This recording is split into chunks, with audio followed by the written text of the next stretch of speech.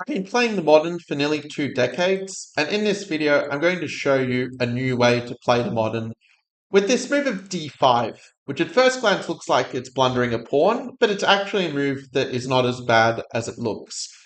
And we're going to see actually a few different creative ways to play the Modern. We're not just going to look into this d5 move and how it plays out from there after this pawn sacrifice, but we're also going to see what to do against some other ways white can play.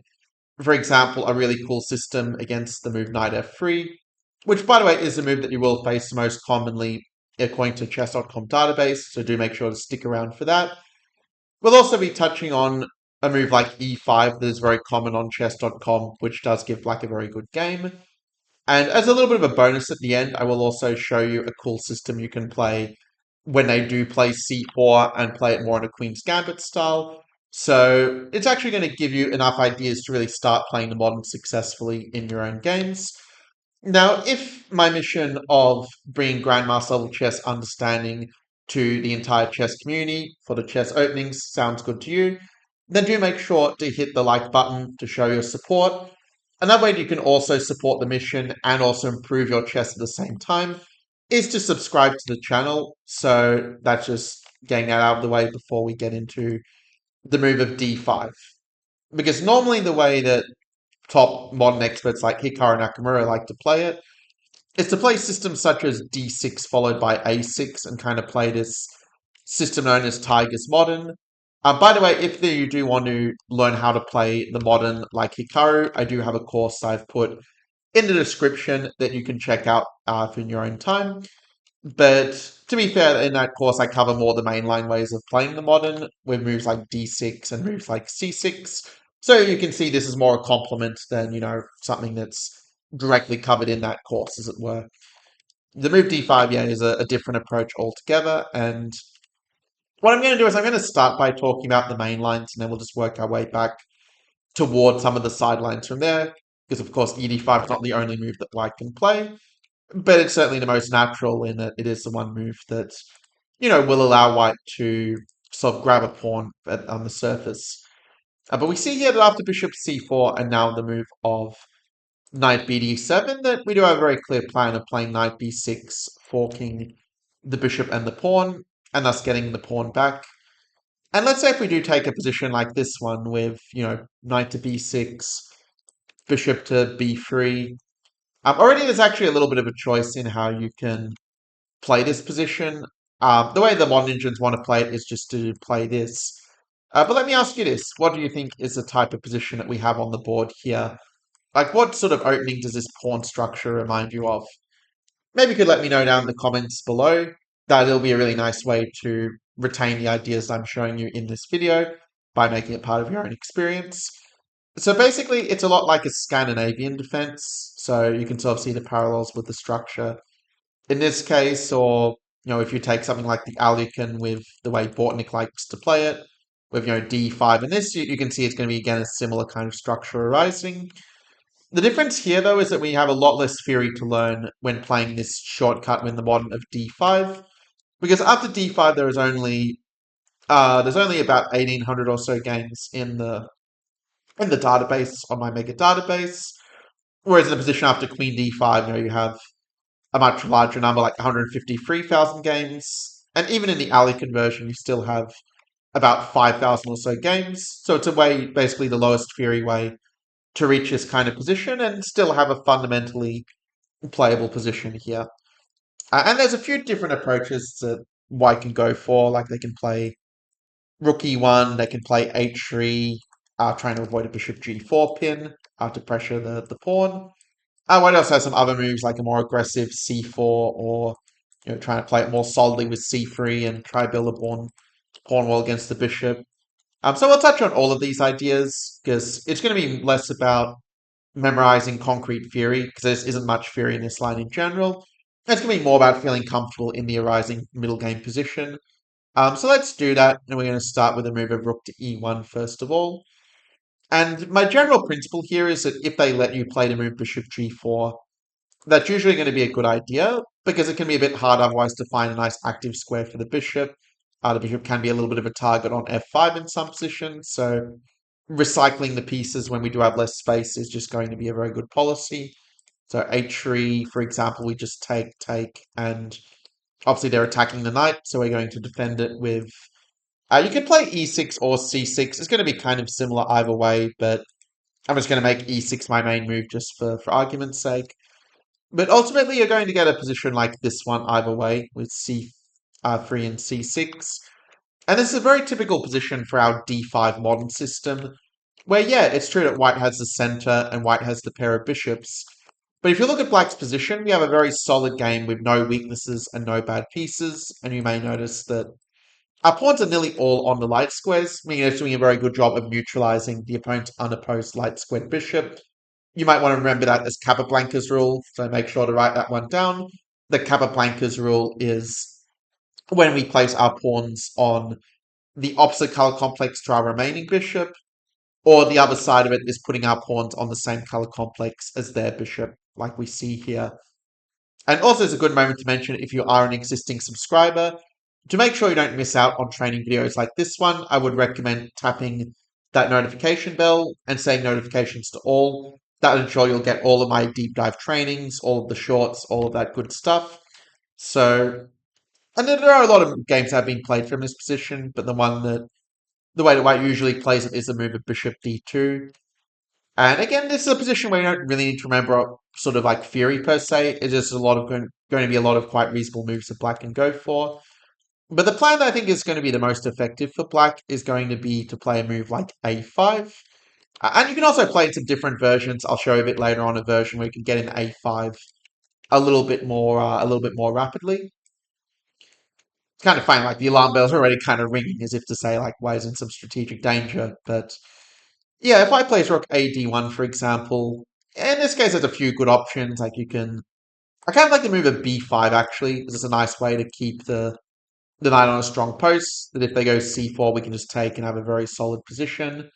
Actually, there was a game in 1995 between two not very strong players where white, made this slight positional inaccuracy of a3 and just kind of let the structure kind of get fixed in this sort of way, which is obviously very healthy for black. It's going to be very hard for white to open up position without creating some weaknesses in the pawn structure. So that's a way in which you can really neutralize the opponent's bishop pair. For this reason, it's probably better for white to play something else like bishop c2. But even then, you have a lot of reasonable moves like h6 is fine, queen c7 is fine. Pretty much any move is normal move is going to be fine. And again, it's less about remembering their overall plan, but just playing very safely and soundly. And it's going to be very hard for white to really make progress. And a question you might have is, well, isn't white just in a position where if they just shuffle and like do nothing that, black can't really win from this position? But keep in mind, we do have the imbalance of the pawn structure and the bishop against the knight. And there are ways to kind of change that structure later on. So I would say it's a position that definitely has decent scope to play for a winner's black. I wouldn't really worry too much about that. Now, what if white plays a little bit differently? Well, it's kind of hard to know what they're doing if they don't play bishop d2 at some point. Because with the structures like a4, a5, we'll kind of look into these sort of positions a little bit more deeply later on in the video. And yeah, I mean, if white plays a move such as g3, like you can just play the same sort of plan because it's very thematic and just very sort of consistent in terms of what we're really trying for here. And I also want to point out for those who are wondering about the tactics that we're not really worried about a move like c4 here as black, because we can actually just play knight b4. That's going to be the right way to deal with the threat. Remember knight b4, because after queen b7, we now have a very nice move. Well done if you saw it already, the move of knight to d3. And in this way, we are able to regain the pawn, but where our bishop is clearly a lot stronger than the white bishop. Botvinnik used to say that you can evaluate a position correctly by comparing the bishops, and it's pretty clear that black is just much better in a position like this, with the much stronger bishop compared to white's. You might want to write that one down. The Botvinnik principle of evaluating the position by comparing both sides' bishops. Of course, queen b7 is a bit of a mistake, but black's also doing pretty well in a position like this, where we see that it's kind of hard for white to get their bishop active because of the pressure on long diagonal. So the opening of position here is not automatically going to be good for white in this case. Now, if they do play a move like c3, it's probably just going to transpose anyway. It's kind of hard for white to find a better move than h3 in a position like this. Like if they go queen d3 or something, you can even just take and just go for a very similar position to what we saw before, but where h3 isn't being flicked in, which can only I think be good for black in comparison. And so with that, yeah, rook e1, the move bishop g4 is actually not a very common move. Most of the time, black does play the move as c6 instead, but then after a move like h3, you have a really hard time finding a good post for the bishop, and white is actually much better. And so it means this bishop g4 is a bit likely to surprise your opponent, given it's a lot less common than c6, but simply a much better move. And this kind of shows the value as well of looking at openings in this way, where we're able to not just see, okay, the engine says is the best move, but to really see, okay, what are we going to face the most often in our own games, and what is going to be our subsequent middle game plan from a typical position. And the move h3 is definitely a logical question to ask, using a logical thinking of, well, if the problem for white was bishop g4 f3, well, what happens if white just stops that? And I do think, to be fair, h3 is actually probably the best move for white in a position like this one. And in this case, I rather like the idea of playing the move of a5 in this position and going after the bishop. If you do want an interesting alternative, I do think the move b5 is also an intriguing option. Just try and make it harder for him to get into c4. But it does also open up the door for b4, and it is true to the position like this one is going to be somewhat better for white due to the weakness of a7. So it's not really an ideal solution for black to go for something like this. And that's why I'm going to go with a5 as my recommendation instead. And if white does play a4, it's actually going to transpose back into a position I'm going to mention a little bit later. For now, I'm going to talk about a few alternatives that white can play instead, just to help you to get a bit more comfortable with the arising positions. So if white plays, let's say, c4 or c3 or a3, there's kind of a few different ways they can respond to this idea of pushing the a pawn down the board and harassing the bishop. C4 is obviously the more forcing way of doing it. And where do you think the knight should go in this position as black? What do you think?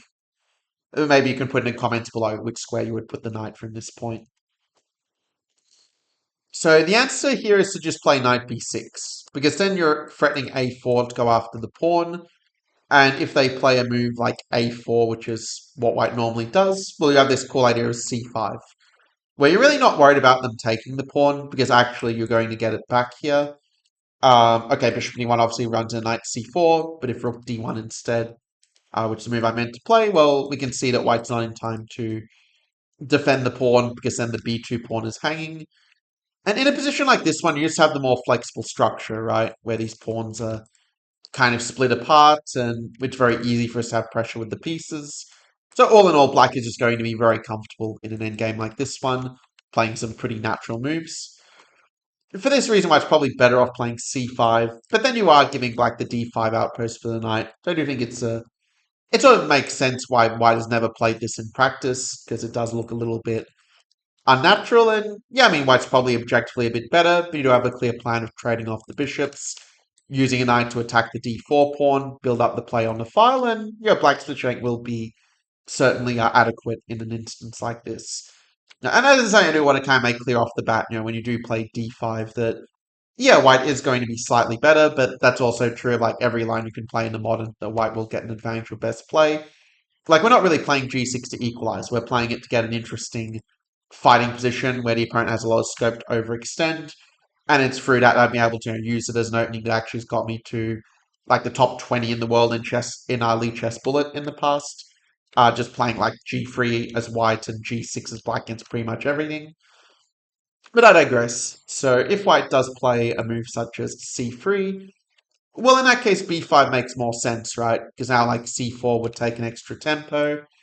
a4 we can now meet not with ba4, but with the move of b4, because now we have a much more stable grip over this square. Like c4, we can even play like knight f6 and to have some nice pressure against the d4 pawn on this file. Also, the break of c5, one we've already kind of seen before, as a way for black to kind of free themselves in these structures and really emphasize how bad the bishop is on b3. And if they do play c takes b4, it just gives us a nice square for the knight. We can see some very clear weaknesses in the white structure. And if they do keep the tension, then yeah, even moves like c5 are kind of a nice way to open up that diagonal and get some really nice pressure down the long diagonal. And so we can see here that b5, yeah, is just quite a nice reply when the move a4 or c4 is not going to be so effective. And after a3, if black does play a4, it's actually going to kind of lead to some positions that we'll see a little bit later once again. So again, I'll talk about it more later on. It'll all make sense in due course.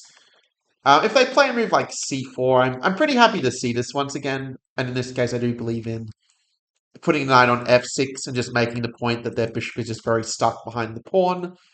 White usually plays a move of h3, but then we have this cool idea of c5, like I mentioned before, where you sort of temporarily sack the pawn, but you do get it back again with this tactic that with the long diagonal open, bishop b3 runs into bishop b2.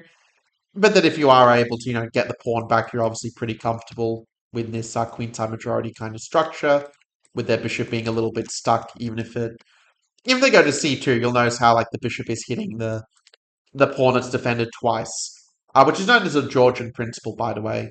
You might want to write that one down, the Georgian principle of chess, of the bishop being bad when attacking a pawn that is defended twice. There are other ways you can also play it, like you could also go b6 and prepare c5. So if you forget this trick, it's not the end of the world. Your position's still going to be playable. Now, what if they play a little bit differently, like rook e1, for example? Well, in that case, you can actually still play to move c5 anyway and go for this very similar trick. But it's admittedly not as simple, because they do have moves such as d5, for example, to try to push ahead and use that space in the center. And so after rook e1, I would suggest just playing, either a move like b6, like we sort of saw before with this kind of setup, and then the pressure against the pawn on the d file. Or you could play the move bishop g4, like we've discussed before.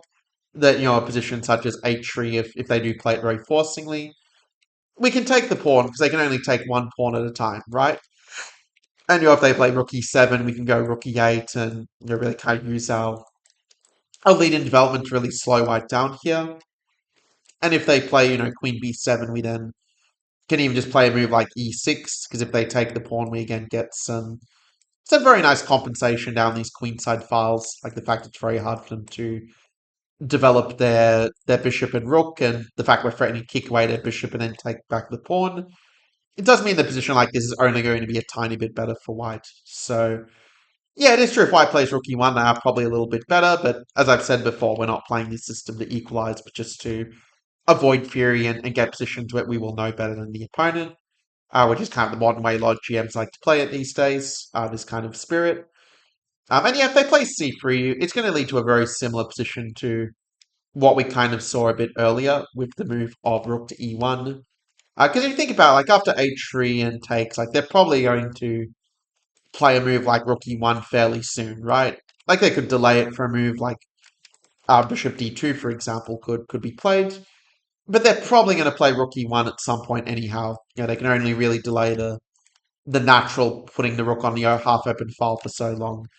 So you can just play very similar ideas. It's not going to really overly change the nature of the position in that sense. I mean, white could try to play h4, they could try to make use the extra tempo, but it's not the kind of position where a tempo is going to make such a big difference when we are, of course, very solid with no weaknesses and no bad pieces in the position. And that pretty much concludes the coverage of this position after knight takes d5. And as I said, I wanted to make sure, that we kind of saw like some typical ideas for black.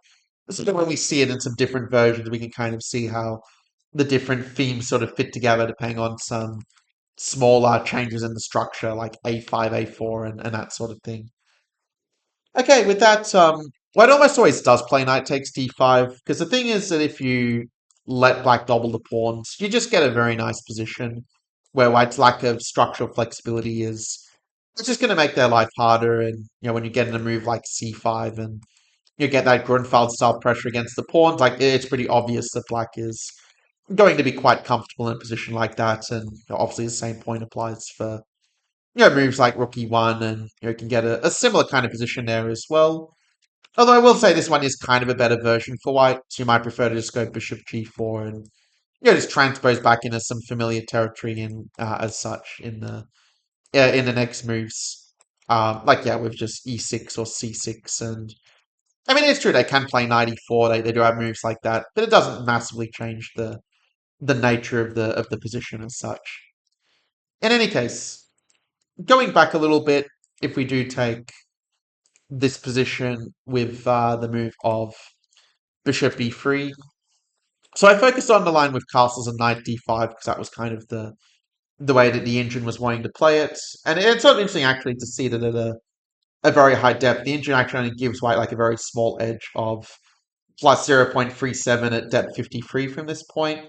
So you can see you're not really getting like a worse position if you say played some, shortcut opening like I don't know, the Scandinavian or let's say the Khan Sicilian. Like you're not really getting a worse position in those lines, but you're just saving yourself a lot of time having to look at openings, and it gives you a lot more time to focus on other things that might be deciding your games more, like tactics and calculation and piece safety and converting an advantage, all that sort of thing. And those who have been watching my channel for a while will probably know that I like to suggest shortcuts where you have more than one way of playing it to kind of make it work. And we see that here as well, that the move of a5 is actually the most common one in practice here. And it kind of leaves out that choice of whether to play the move of a4 or whether to play the move of a3. There is actually a third choice that I can also go for here, namely the move of knight a4 that I will get to a little bit later. But most of your opponents are going to push the a pawn because that's the more natural move.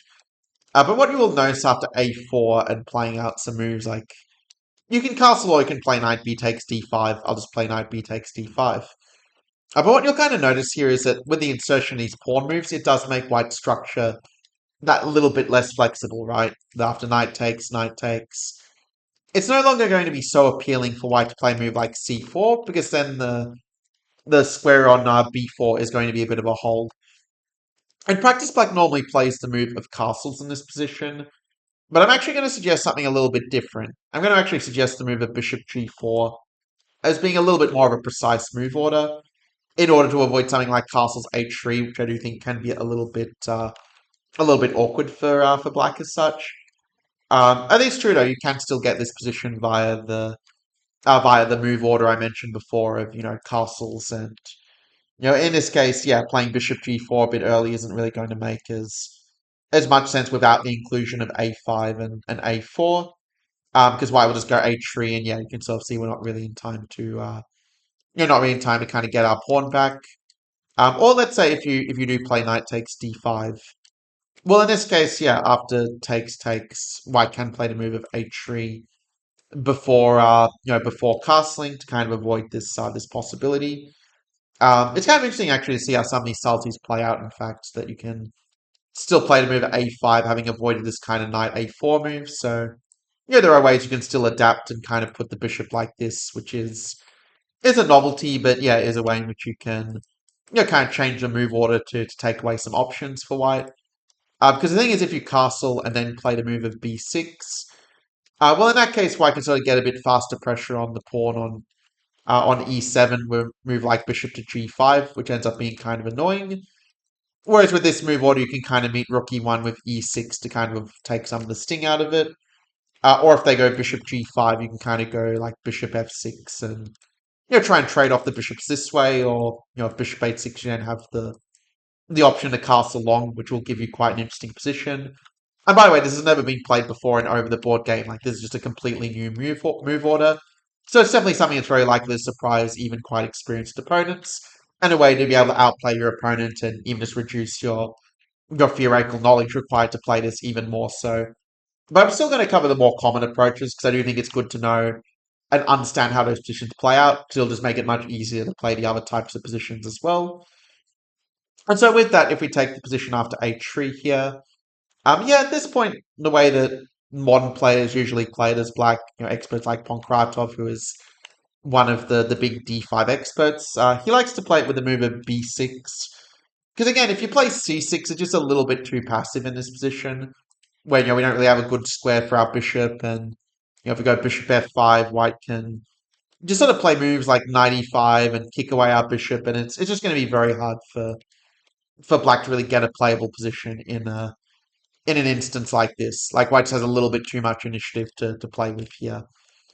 And so for that reason, that's why I'm going to suggest b6 is a better approach for black, going for that fianchetto once again.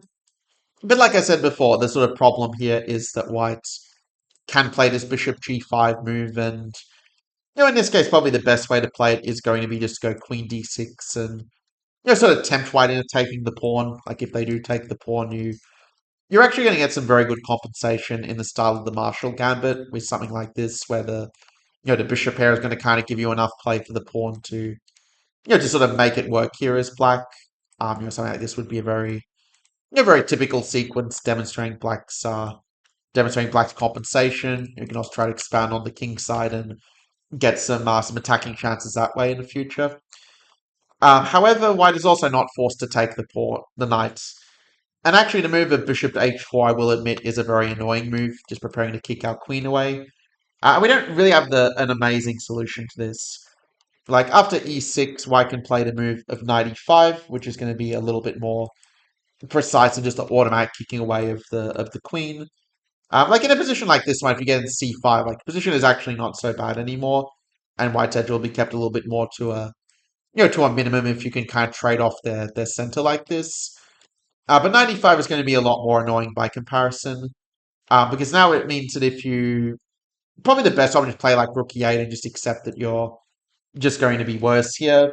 Although to be fair, the engine thinks it's only a tiny bit worse for black, so even this ends up being not that bad, and it's something that we can kind of observe about this d5 move. It's a move that, yeah, at first at a low depth, the engine will say white's just much better, but as you go deeper and deeper, it starts to just become only a very small edge, like around the plus 0.3-ish kind of range for white. So, but the one thing that is worth mentioning is that c5 is not going to be as effective here because bishop g3 is a very strong intermezzo, and this is the kind of structure you want to avoid. Like when you play c5, you usually want to take back with a piece rather than the pawn, because here white just has very easy pressure against the pawn, or very easy blockade with like knight c4, bishop c4. And so white's just much better, and that's why I suggested rook e8 as a more solid approach for black instead, just playing a little bit more with the pieces rather than the pawns. So that's kind of like the worst case scenario really for black. Like in this case, even then, white still only gets a small advantage, and you did avoid a massive amount of fury. Which, if you look at players like Tibiakov and Kamsky, some of these old school Soviet GMs, they're very often playing openings with black like we're objectively a little bit worse, but where they're able to just avoid a lot of fury, get the kind of middle game position they wanted, and just sort of outplay their opponent on technique later. And that's kind of what we're doing with this system as well. And obviously, a lot of the ideas I mentioned before also kind of apply here. That you can meet rook e1 with the move of bishop to g4, and just get a position like this one. Again, the insertion of a4 and a5 is kind of nice for us because it means that c4 just doesn't really make sense now when when this square is just a very clear outpost for the knight. And after c3, you can also just play c6, and here's a position that is arisen actually from a lot of different move orders. It's kind of one that actually the Indian Grandmaster Aravind has played more than once before. Like he had a nice win against Gokha Khan, a Turkish GM some years back. And in that game, White played the move of g3, which is the move probably the best one here. The move bishop c4 is the other one that's quite common, but then you can even just play moves like h6 and queen b6, a move that's been annoying, where you just make it hard for him to develop the bishop.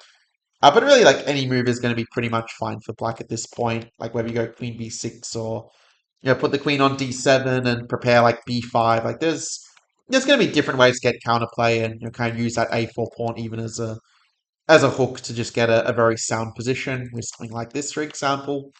And again, the themes from before also apply, right? Where their bishops are not so effective, and we can try to use some of the weaknesses of their pawn structure against them.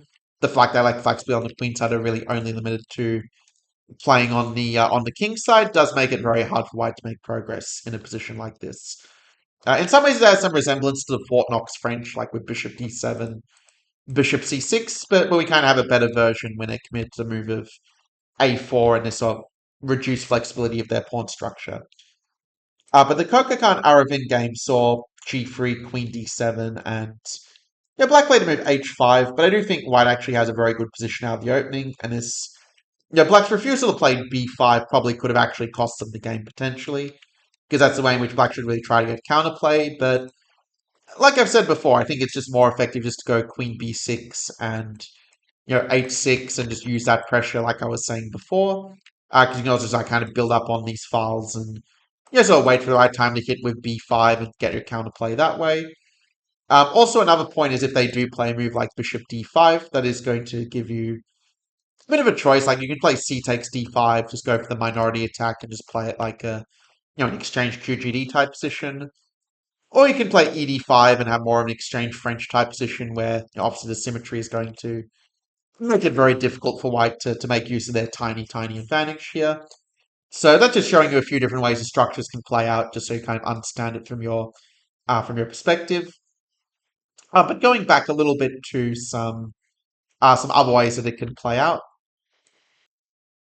Well, if white plays a move like c3, you'll kind of see it's very similar to what we were just looking at, like bishop to g4. Now, from this move order, you could also technically play bishop f5, like this way the computer kind of wants to punish white's move order a little bit, because then you can kind of pressure the bishop, and it's going to be hard for them to develop their queen. But obviously, we're also very happy if the light squared bishops get traded at some point.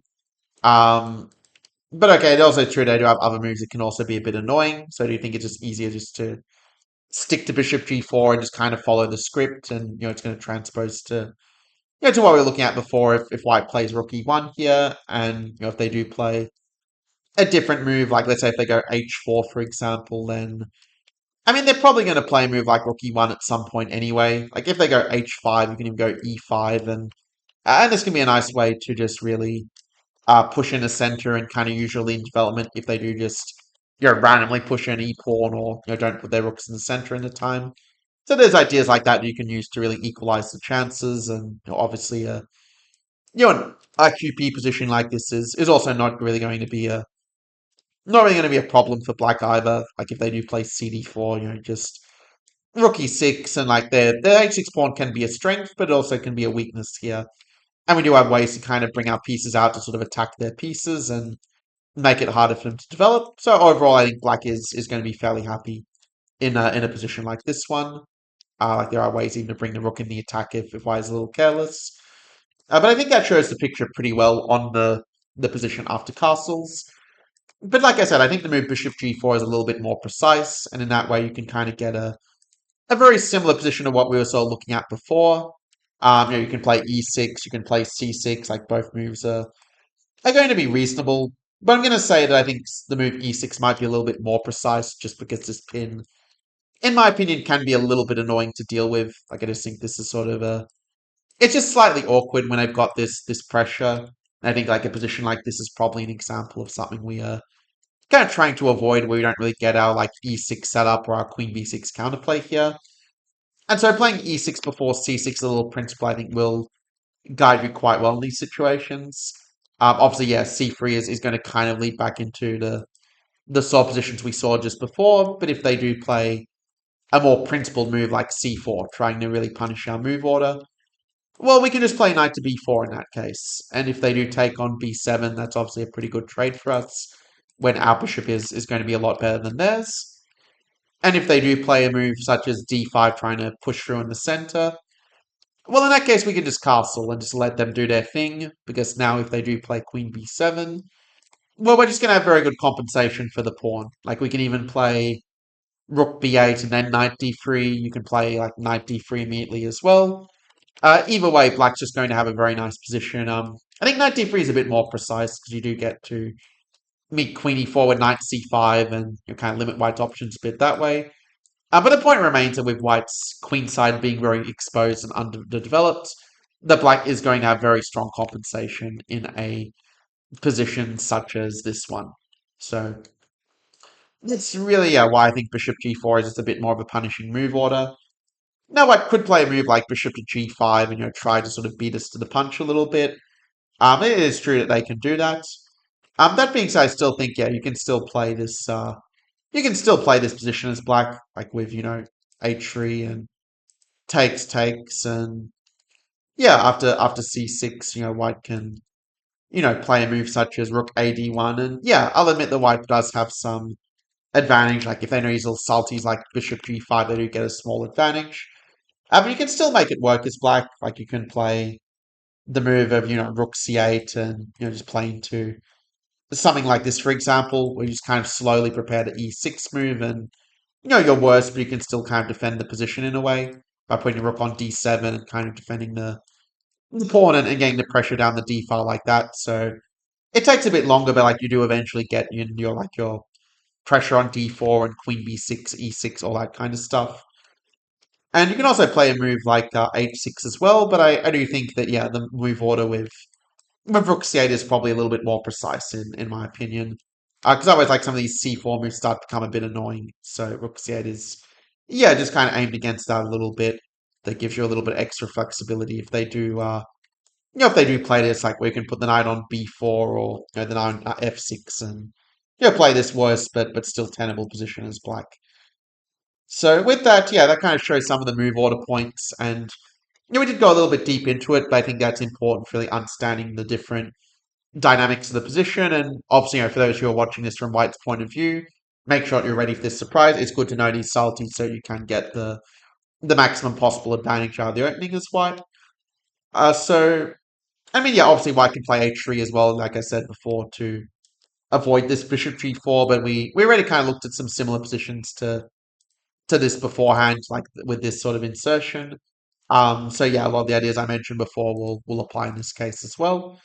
With Black, being in a fundamentally sound position. The fact we can castle long definitely makes things a lot easier, and means we're not going to be as concerned about like Bishop H6 compared to some of the other lines that could happen.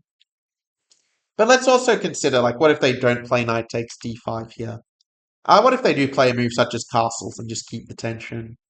Well, in this case, I would suggest the move of bishop to g4, until not letting him kind of move order us into, this sort of thing that we talked about a little bit earlier with, this h3 move being played. So bishop g4 cuts across that, and yeah, they're probably going to play h3 at some point anyway. So yeah, it's very likely to get a position like this one where, yeah, again, the fact that White has not played the move of knight d5, it does give them some extra flexibility. Like they can go knight e2 and try to kick away our knights, but it's a position where White is a little bit better. But you do have the b4 sort of outpost. It's kind of a bit of an insurance to guard you against any sort of massive danger in the position. I mean, if you have experience playing the Slav, it's kind of like got a Slav type position without all the fury. So I think this worst case is not so bad for us.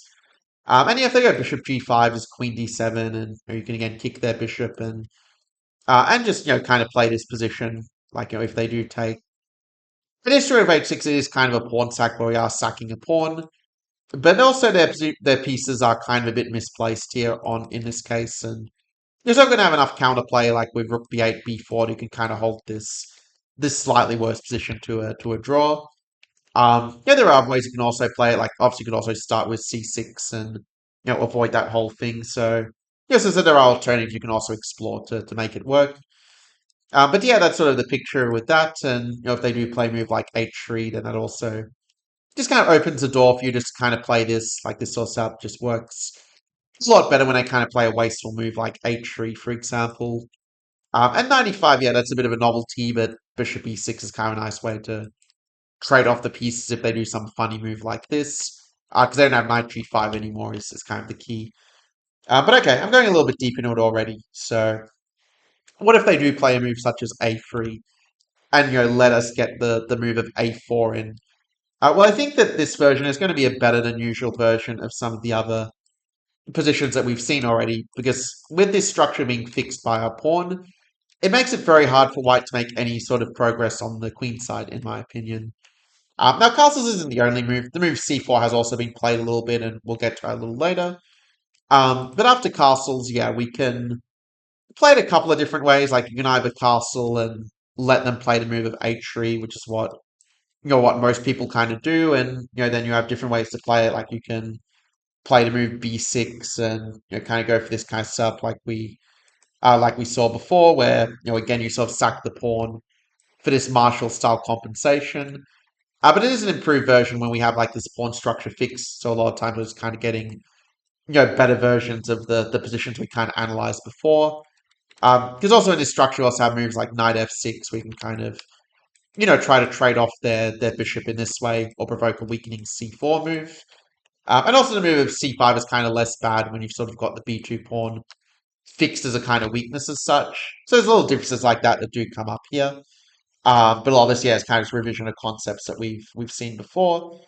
And obviously, yeah, you can also play moves like e6 first to take some of the sting out of bishop g5. And you can also play even a move such as like queen d6 first, so that if they do play some bishop g5 at some point, you're just like not as not as concerned by it. Because here, yeah, you can just play like e6 and just defend your pawn quite comfortably, and any edge white has is going to be like very small in a position like this, whereas our moves are going to be fairly natural for the structure, as we've kind of discussed some of these ideas before in some different positions. Now there are a lot of other ways they can play it here as whites. Like I could go quite deep into what happens after rook e1 and what happens after c4. But a lot of it is just going to be very similar ideas to what we've kind of seen before. I mean, c4, like obviously this position you could also get from the c4 move order of like knight f6, castles, castles. You could of course also get it that way, which is maybe how I'd see it more often in practice. But I mean, in this case, after h3, once again, let's see who actually remembers like some of the tactical tricks I showed from before. So what would be your move as black in this position here? And also there's a good moment to remind that if you are really enjoying this training and finding it very valuable, certainly this system, yeah, will give you something you can play against the modern for a while with some surprise value. And if you do want a way of playing the modern and you can actually play for your whole lifetime, as Hikaru has done, then that's where the play G6, like Hikaru course linked in the description, will come in handy. And then the reason I mention is like not just because I really believe in what I create, but it also that's what ultimately allows me to continue, creating these long videos on YouTube and serving my mission of making Grandmaster level understanding of chess openings available to all. Obviously, what supports the mission is, make sure that my family are taken care of in a sense. So yeah, really appreciate the support for those who yeah, already have like bought some of my stuff in the past. Just want you to know that I very much appreciate it, and it's what allows me to continue offering these very valuable videos like this for free. So at this point, there's actually a few different moves you can play. Like you can go b6, you can go e6, but the trick I want to mention is the move of c5. It's a good one to remember, especially when their bishop is kind of shut in after c4, because again, if they take, you just can play the move at knight e4 and just get your pawn back, again, with the same trick that I've shown a lot of times before in this video, but you know already that repetition is the mother of skill mastery, which is, yeah, just as true for chess, of course. And if they do play a different move, like let's say they play bishop e3 here, well, you can still play the move c5 anyway, actually, because if they take, you've got knight g4, and you kind of, get at the white weaknesses that way. Like, notice just how split up the white structure is in this version because of this a4 move that we got in. So hopefully that makes sense in terms of why c4 is not a move that we should really be fearing. It just leaves white with a litany of weaknesses on the queen side. But I also want to mention you do have the move of bishop g4, which I think is actually a slightly more precise move order, which just avoids some of the problems of h6 I mentioned before. If you did think of this move even before I mentioned it, it shows you've been paying attention to the training, so good work with that. But yeah, after h3, you're just going to get a position like this one. But like c4 is not even going to be all that scary for us, in fact.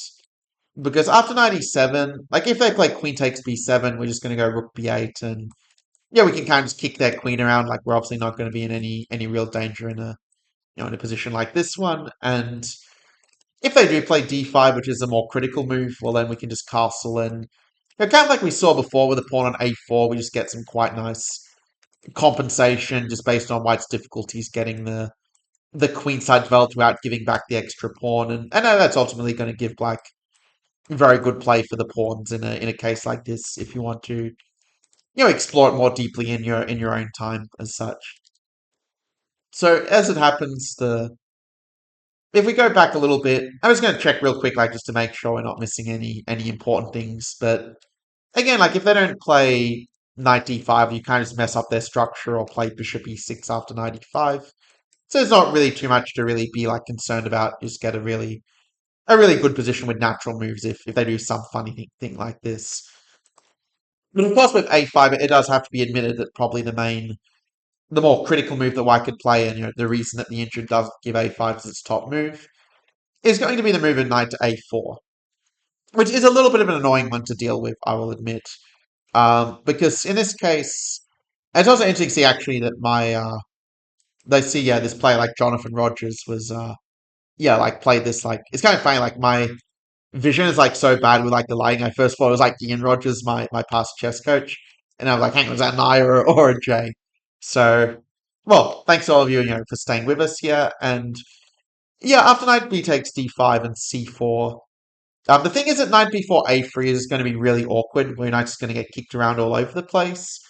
And so here your best option is just to play knight b6, and white doesn't really have a very pleasant advantage, like the fact that we have got these double pawns and don't have the same flexible structure we had earlier.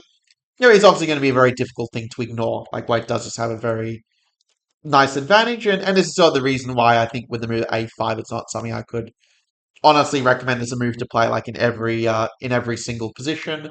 But it's more something to play like if you don't think they're going to play knight a4, which I mean all the players have played knight a4 in practice have all been like, with one exception, all been rated like 200-300 plus. So the odds of like the average viewer facing are like very very slim. But for the sake of intellectual honesty, I did feel the need to mention it.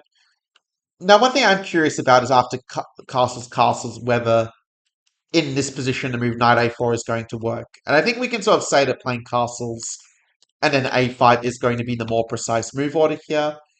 Because, well, obviously a4, like we've looked at these positions before. Like we don't need to, reheat the old nachos in this case. But what we can do is basically, if they do play knight a4 in this position, which has been played in one game, it's just not as effective anymore, because you'll notice the difference is that this doesn't come with check, and therefore white is not able to keep their extra pawn, and after say a move like queen d5 and bishop g4, we're just going to have very good pressure against the d4 pawn, and have absolutely no problems.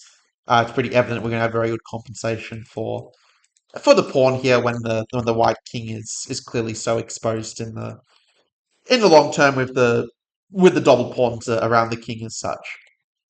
And so we can kind of move to some other ways of playing it. We obviously dive very deep into the lines where white does play bishop c4, knight f3, and bishop b3.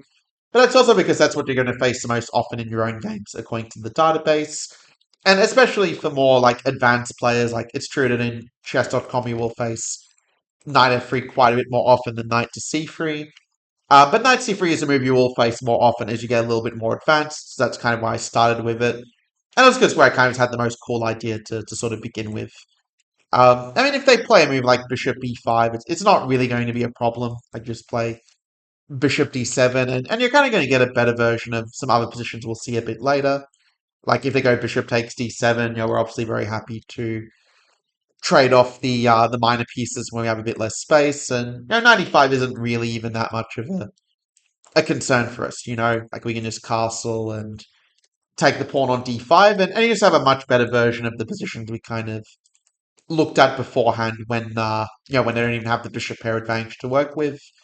And if they play c4, that's fine. We just have some very nice pressure against d4. Like we can put a rook on the d file. We can trade off the knight with knight d7. We can hit in the center with c5.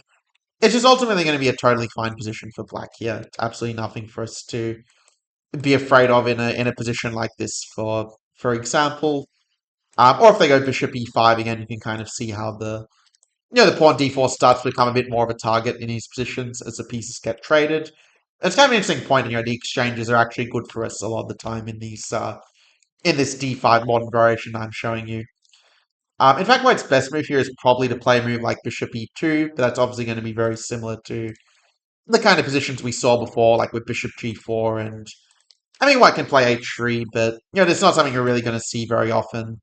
And like after just knight fd5. I mean, white is slightly better, but you got the kind of position you were looking for, like c6 and queen c7 and pressure d4. Like it's all ideas that we've seen before. And so with that, I'm going to focus on now on what happens if white doesn't play the move of knight f3.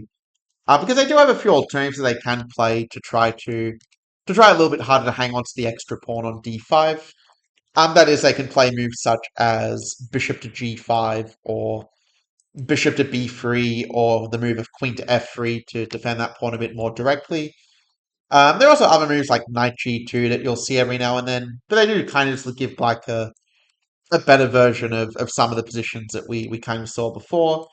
With something like this, you can kind of feel the knight is nowhere near as well placed on e2 as on d4, and so I don't really feel the need to go kind of deeper into it. Like you're just going to be playing ideas that we've already seen previously, like this sort of thing, and so forth. So let's look at what happens if white does play bishop to g5, because at first glance it looks like that this will be a nice way to try to keep the extra pawn, like say knight b6, and playing a move like bishop takes f6 rather than letting black just take back the pawn with knight d5 and make the argument that the bishop is maybe not so well placed on g5 at this early stage. Like for example here, black can play moves like a5 and sort of kick the bishop away, and there's some ways you can kind of try and take advantage of white developing the bishop a little bit too early as such. So bishop f6 is going to be kind of the bigger question, trying to instead hang on to the extra pawn here. But it's something that you don't really see played that much by strong players anymore. And the reason is that black has quite a few ways to get good compensation. In fact, the move of c6 is the one I would say is probably the most reliable here, where you sort of don't give white time to kind of consolidate with a move such as knight f3 and like just hang on to the extra pawn this way, for example. By playing c6, we kind of force white to a bit more of a direct decision, because after dc6 we can now play queen d4, and it turns out this endgame is actually just going to give black very good compensation. It's a thing we've seen a lot of times, actually, of how the martial bishops can give us like really good play for the pawn. Also saying we kind of have the better structure in a position like this, where it's going to be very hard for white to really use their extra pawn. And for that reason, that's why white usually does play the move of knight g to e2 in this case. And what they're kind of hoping for is they're hoping that we will, instead of playing bishop g7 and playing for that long-term compensation, that we will instead like get greedy and try to get back the pawn as quickly as possible. Now, to be fair, you're not losing directly if you play this, but it is a position where white is winning most of the games in practice. And when you consider that we do have isolated pawns and bishop is going to be a little bit stuck in the structure, it's obviously not a surprise that white is a very two results kind of position here, with different ways to try to make progress. And so it's just going to be a lot more effective just to play bishop g7 and just keep the power of the bishop pair alive. Most of the time, white does play the move of c takes to e7, though I do think if white wants to fight for an advantage, probably a move such as either long castles and playing this position, which you can already see we've got a better version of when we do have the bishop pair to make up for our bit weaker pawn structure on the queen side. So that really does kind of shift it more towards equality in our case with the unopposed dark squared bishop. The engine also mentions knight d5, which is a novelty, and can lead some kind of weird positions, but ultimately the engine kind of determines that black is just going to be quite fine here. Then you're in a position like this, white can take the f7 pawn, but you're going to have again good compensation with the bishop pair on an open board, kind of like in the Marshall Gambit, as I've said a few times before. So this is just not really going to be worse for black on a deeper level. In any instance, if we do go back a little bit to what if they play a little bit differently, like what if they play queen f3? That's a move that the engine kind of likes, but it is one that you don't really see. Like it's only played in one game in 2022 between two not so high rate Indian players. But I think after takes, again, it's just going to be a very healthy position for black. Like they usually go bishop d5 because knight d5 just makes it really easy to just play like e6 and just get really good compensation for the pawns because you are going to win one of them back and then have a very good lead in development to kind of compensate for the other one then. And if they play bishop d5, yeah, you can just take, and taking's not the only move, by the way, but the idea is we're just going to keep the bishop pair alive and just have this very nice Grunfeld style compensation where we're just going to castle. We can also play like bishop to d7 is a small nuance that the engine points out. We kind of set up this sort of thing, and if queen a3, well, it's got moves like bishop g4, and I mean, it's going a little bit deeper than is strictly necessary, but it kind of shows how black is able to to get full compensation for the pawn just by playing very actively with the bishops and the lead in development. You can explore it more deeply in your own time if you want to, but yeah, something like this is just not going to be in any way worse for black. Like yeah, if you play, for example, yeah, a move like e5 probably feels right. Like just again, play with the active bishop pair on an open board to compensate for the pawn.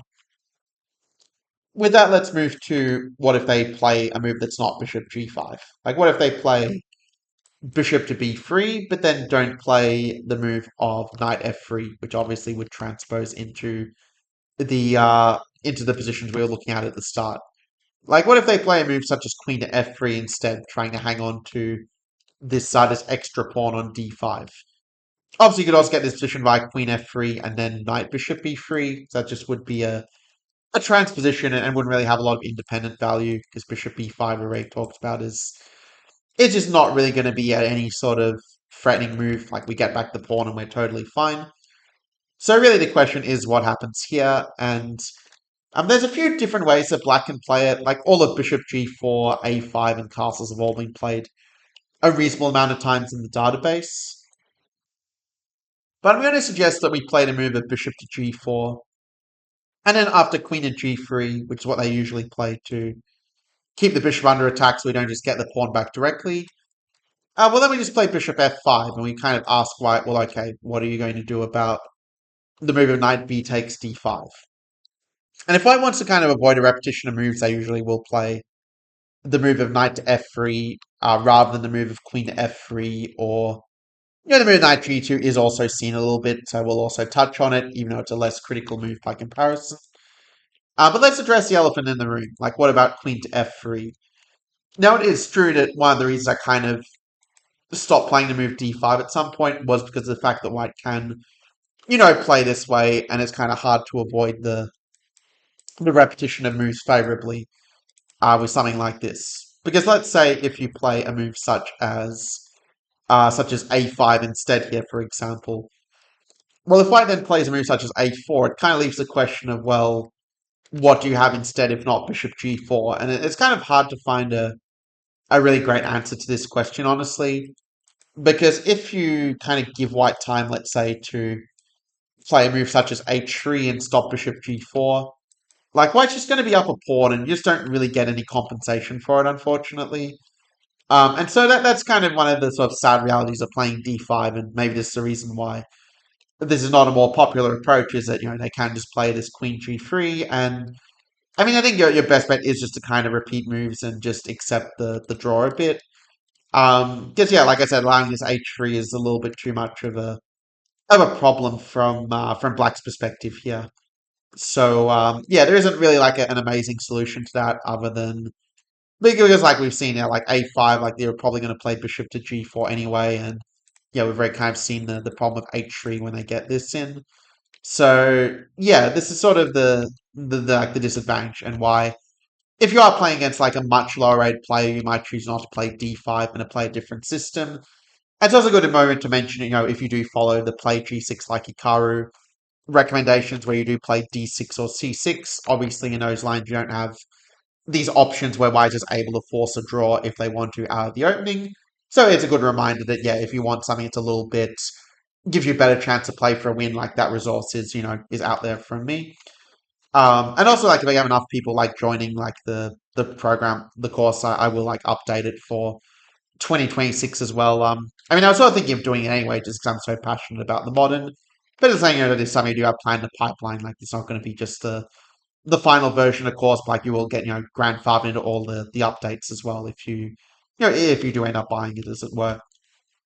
But okay, that's sort of, yeah, one of the problem lines, of course, with this. And you might be thinking, well, what if we try to change the move order a little bit? Actually, there is one move I did forget to mention. I did forget to cover, like knight f3, knight e2. So let's make sure we do that first before I offer an interesting fifth move alternative that I actually didn't even really know was a thing until recording this video. Like it is a way in which you can avoid the drawing problem as well. But knight f3, yeah, is going to be the most common move by white in practice. Because white, yeah, also may not be so happy with a draw necessarily. And in that case, yeah, you can play castles, you can play knight d5. It's going to kind of come to the same sort of thing either way. Like let's say castles, and there's sort of a choice actually here where you can either play a5 and then knight b takes d5, or you can play knight d5 immediately. You can see it's the same kind of position, just with the queen being on g3 rather than d1. And one difference you might notice is that in a position like this, the white does have, the option, instead of, say, just playing c3, which is the most common move, you might be thinking, well, what if they play bishop d5 and try to grab a pawn? That actually kind of falls into our trap a little bit, because after rook fc8, it turns out even though we're down a pawn, black is actually the one who is better, because our bishops are raking the board. White has a hard time developing the queen side without giving back the extra pawn. And so it turns out that black is actually just quite a lot better in a position like this one. So white really shouldn't take the pawn and get greedy. It's much better to be more patient and play a move like c3 or rook to e1 here. But after c3, yeah, you can just play kind of the ideas we've seen before, where like having the bishop on f5 isn't really anywhere near as much of a problem when their queen is kind of blocking some of the natural attacks on our bishop. E6 also is a novelty here, by the way. Normally they do play the move of like c6 instead a bit more often. But c6 does allow some ideas like knight e5 that can be a little bit annoying, whereas in this version, yeah, I think it's going to be nice to have a bit of extra flexibility that, for example, knight e5 can totally met with h5 and, trying to create some weaknesses on white's king side like that. Or if rook e1 instead of c6, you can go rook c8 and kind of prepare a more aggressive approach with the move of c5 in some cases, like knight e5, c5. Or, with bishop to g5, yeah, there is... I will admit this position that the engine mentions, it's definitely not a very fun position when you have these double pawns and such. But your bishop pair does allow you to kind of hold the sideways position to a draw. Like again, if they do take the pawn, you kind of get this Marshall style compensation where the bishop pair kind of give you a safe enough position. So yeah, it is true. You could also play knight bd5 first, and it probably is worth also looking at what kind of the difference can be without these moves flicked in. Like, what if white plays, the move of rook e1 here, for example, which is, the way that the white normally plays it. Because, like, if you go queen h4, you can kind of revert back to a5, like, at a moment where white is, somewhat committed themselves and, like, kind of showed their cards a little in a position like this one, with this queen move maybe being a little bit early on white's part here. And also you'll notice, like, here, we're not as afraid of bishop d5 when they're not even, getting an extra pawn for their troubles. But yeah, if they play a move like rook to e1, in that case, yeah, it's all interesting to see the engine still wants to play a5 even in this version. They just thinks it's a good insertion to play at some stage. So these moves do kind of like transpose in a lot of cases. But yeah, after a4 in that instance, yeah, we can again, I'm not so keen on playing the move c6, but I would rather just play a move such as rook to c8 and kind of keep open the door to play the c5 break like I kind of talked about before. We don't have to play it immediately. Like, we can definitely take our time and play moves such as h6 and make sure that our bishop is not going to get trapped in the future, or even play a move like c6 and prepare queen b6. Like, there are different ways to play the position that we've obviously talked about in in some previous similar positions before. So you can kind of see like how the crossover, the ideas kind of come, because we only have one structure we really need to master to play this successfully, rather than say 10 structures you need to know if you play, say, the Berlin Royal Lopez, for example, along with all the other things like Italian and stuff like that. So with that, we can sort of see the way that it plays out after knight f3. And knight e2, I'm not going to spend as much time on, because I think it's going to be a lot easier for black to equalize in a position like this. Like after castles, there's going to be a lot of good moves. Like castling is the most normal, I guess, and then you can play like c6, a5, a4, and it's just going to be a lot of ideas that we've kind of already seen in different versions beforehand, but where you haven't even given up the bishop pair in this case.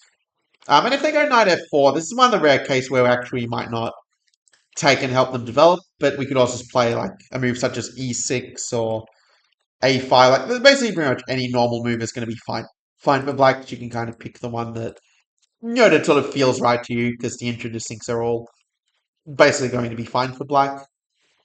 And so with that, I think it's a good moment then to address the question like how to avoid this repetition of moves. Like say if you think your opponent is going to be happy to play into this drawing line and you want to avoid it, I do want to offer a possible alternative way of playing this approach. Now, if you play the move of castles, then it's going to end up being kind of similar to the same sort of thing as before. And okay, it is true in this version you do avoid the move of Queen F3, so it definitely can be a possible alternative move order to kind of get the position that you want. Because if they do play Queen F3 or let's say if they play Bishop B3 in this version, that's probably the more flexible move order than Queen F3 comparatively speaking. But if they play Bishop B3, like yeah, you're obviously not forced into like these sorts of positions, but you can play the move of, for example, C6 and you'll kind of get some interesting compensation against the D4 pawn, like with Knight F3, Bishop G4, and this sort of thing where you're going to double up their pawns and get some quite interesting compensation for the pawn just based on their king not being so safe. And I will admit this is an approach that is a little bit better for white. Like the engine does show that after castles, white does have like about a plus 0.5 advantage. But I also think that for most of your opponents, they're not going to be very comfortable playing with their king being exposed like this. And so I think that, as a sort of must-win system, as a surprise weapon, it can definitely be, I think, a decent practical alternative, especially for a must-win game. But as I said before, objectively, Knight BD7 probably is going to be the better move. But it is interesting to note that actually the move of C6 is also quite an interesting one that the engines also suggest as an intriguing alternative. We have some kind of similar ideas, like after DC6, for example. What you're going to notice is if white plays... So Knight G2 is going to be sort of the main move for white, but if they do play Knight F3 instead, what you're going to see is after Bishop G4, D5, I will touch on Bishop B3 as well, but after D5 you will see that if white does play the move of Bishop B3, it actually transposes into what we were looking at before if black does castle short here. But there's also some other ways to play it as well with this move order. Like you could also go Knight FD7 and actually delay the move of castling in order to kind of accelerate some play on this side of the board. Like say A4, Rook C8. There's different ideas like this that you can explore if you want to, like how these positions kind of play out where white is slightly better, but you can definitely still make it work here as black. Like there are different ways to get some interesting play and kind of delay this move in I3 to keep them guessing a little bit. But of course, it is true white is objectively a bit better here as well. And there's also other moves like even the move E6 and that one you can also investigate in your own time. Although E6 it does feel like more kind of play for equality kind of move. So, but it does show like you do have options there, like you can investigate if you want to. Also, actually, something else I should have probably mentioned in the position here is that black's not forced to play Knight F3. Like you do also have the move of Knight FD7. It is also an alternative if you do want to explore how some of these positions kind of play out. Then there can be some fun ideas like if they castle long, like Rook C3 is probably objectively like not going to be a very sound move, but in a blitz game it could definitely scare the opponent. But objectively, it's probably better just to play like either takes and play for a bit more long-term compensation. And actually, sometimes you see that with moves like B5, you actually do get pretty good play for the pawn if you do explore this a bit more deeply yourself in your own time. With something like like this will be the one more move I'll mention for those who do have the PGN file. It'll give you that benefit. And actually, it's something I should mention because those who've been watching these YouTube videos of mine for a while, like you're probably used to me like kind of offering up a PGN file for sale. But the way I've done it for this one, I've included this in the course Play G6 like Hikaru as kind of like a bonus content for 2026, just expanding that existing repertoire. So that's kind of the way if you do want to access the PGN file in the model games, it's in the Play G6 like Hikaru course as a nice little bonus section to thank you for your patronage.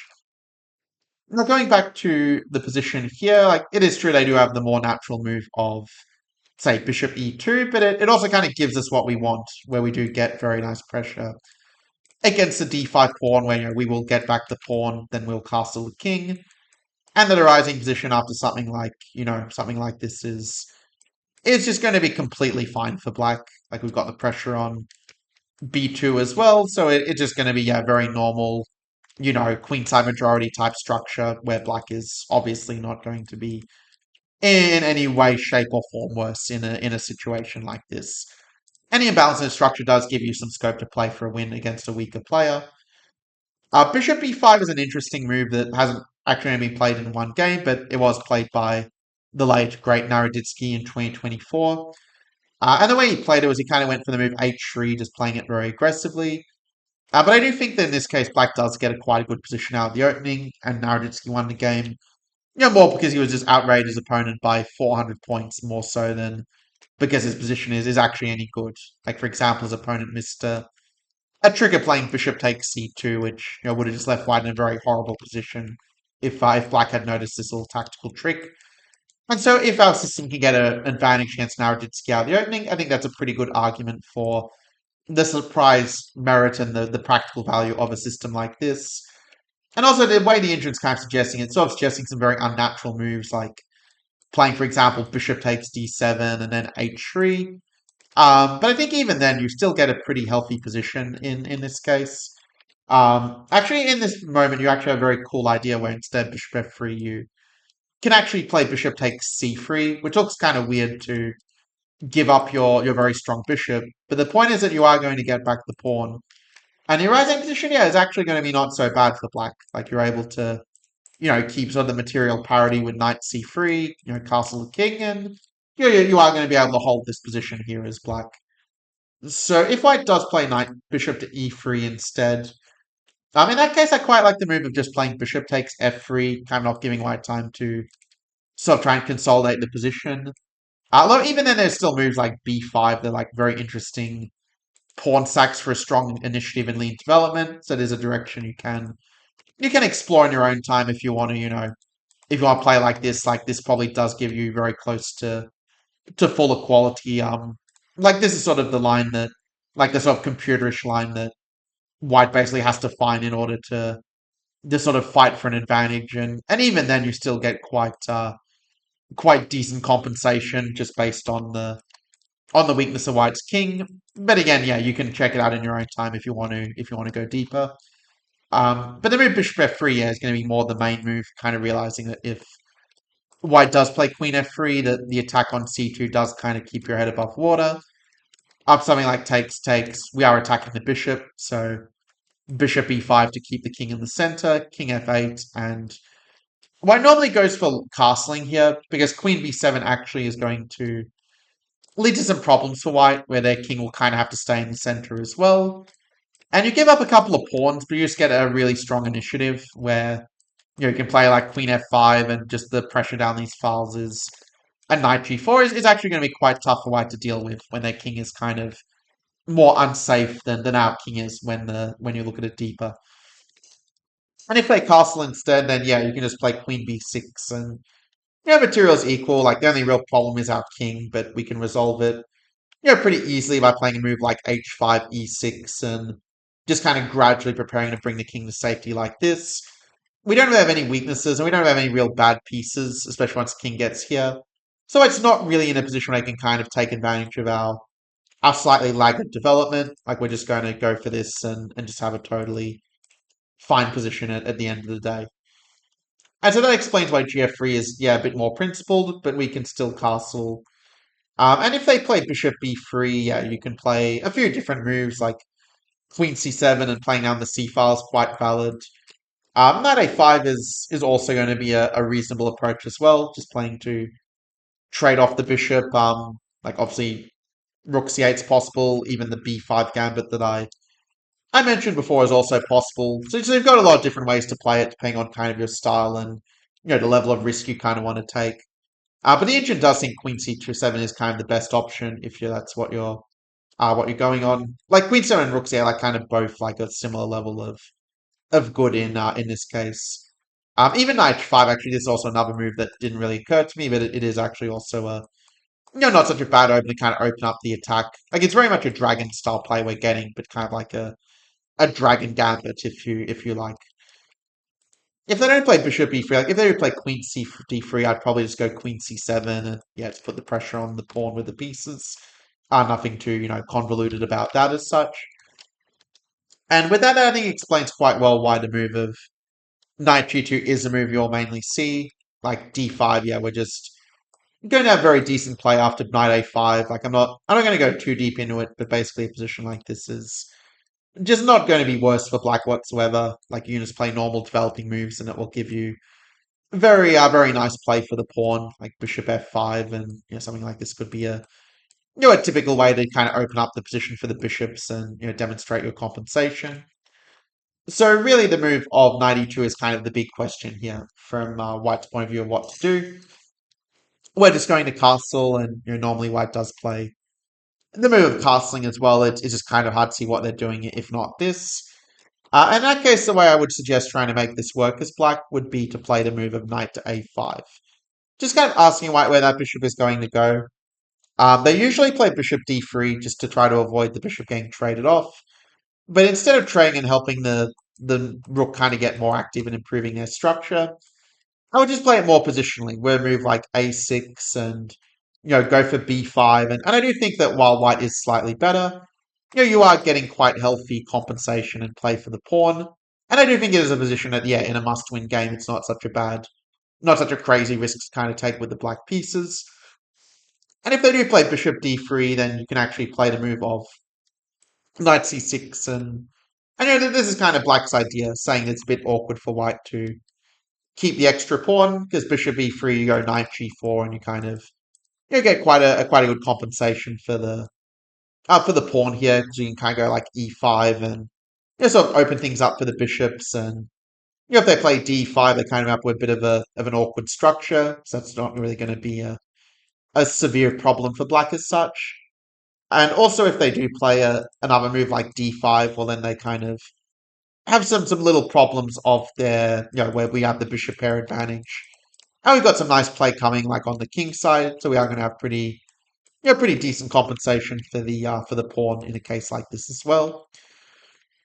And so that'd be my suggestion. I do realize that it is true that they can play to move bishop c4 back again and repeat moves, but then you can also play a move like such as b6, for example, and sort of keep the game going that way. And it's true, it gives white a slightly bigger advantage than knight a5, but just showing you that there are ways to keep the game going if the opponent is happy with a draw. That being said, I think most people are not really going to be happy with a draw when they're up a pawn. They're going to just naturally try to keep the game going. And so I think it's not going to be too much of a problem in any case, but that's just some of the ways that it can kind of play out here as black. And so that's really the picture on c6. Like if they don't play dc6, you're just going to kind of take the pawn and just kind of have a good Caro-Kann where like the bishop just doesn't really do a whole lot on b3, and just going to have very good play with very natural moves as such, just playing against their bad bishop.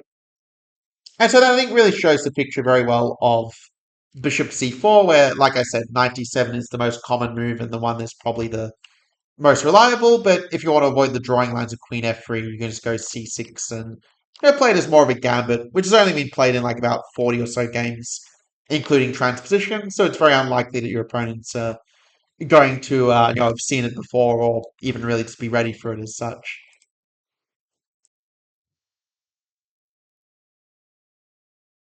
Now, if white doesn't play the move of bishop c4, it turns out that actually our position kind of becomes much more pleasant compared to some of the other lines, like bishop b5. And not really going to be timed the two moves I'll mention, because none of the other moves really make a whole lot of sense from white's point of view.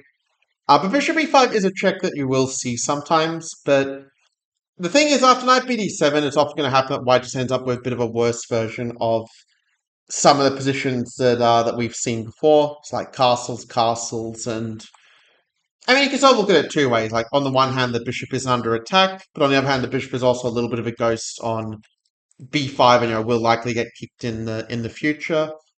There's a couple of moves that white can kind of go for here. Like the main ones are going to be rook to e1 or h3. I do realize there are some other moves, but yeah, it also the issue of the video has been going on for a while, and also like a bit of a personal thing. Like I also had like a bit of a headache most of the day. It's kind of funny because it kind of like went away, but then just like started to come back again. So it's another reason I might start to wrap up a few of the ideas a little bit more quickly than I otherwise might.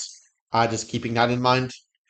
So with the move of rook to e1 here, so at this point, after, say, knight b takes d5, knight takes d5, you actually have a little bit of a choice here, as it turns out. They actually think playing the move queen d5, even though it's a far less common move by comparison, is actually the approach I'm going to recommend. Because if you play knight takes d5 instead, well, then the move of h3 is, I think, going to be quite unpleasant, where it's a bit hard to find a really good square for the bishop. And I just think, kind of like we've seen before, this bishop to g5 and even just bring the bishop back to f1, I think is just quite awkward. Like they're threatening c4 and bishop e7, and if you play b5, you're also kind of weakening your structure a bit.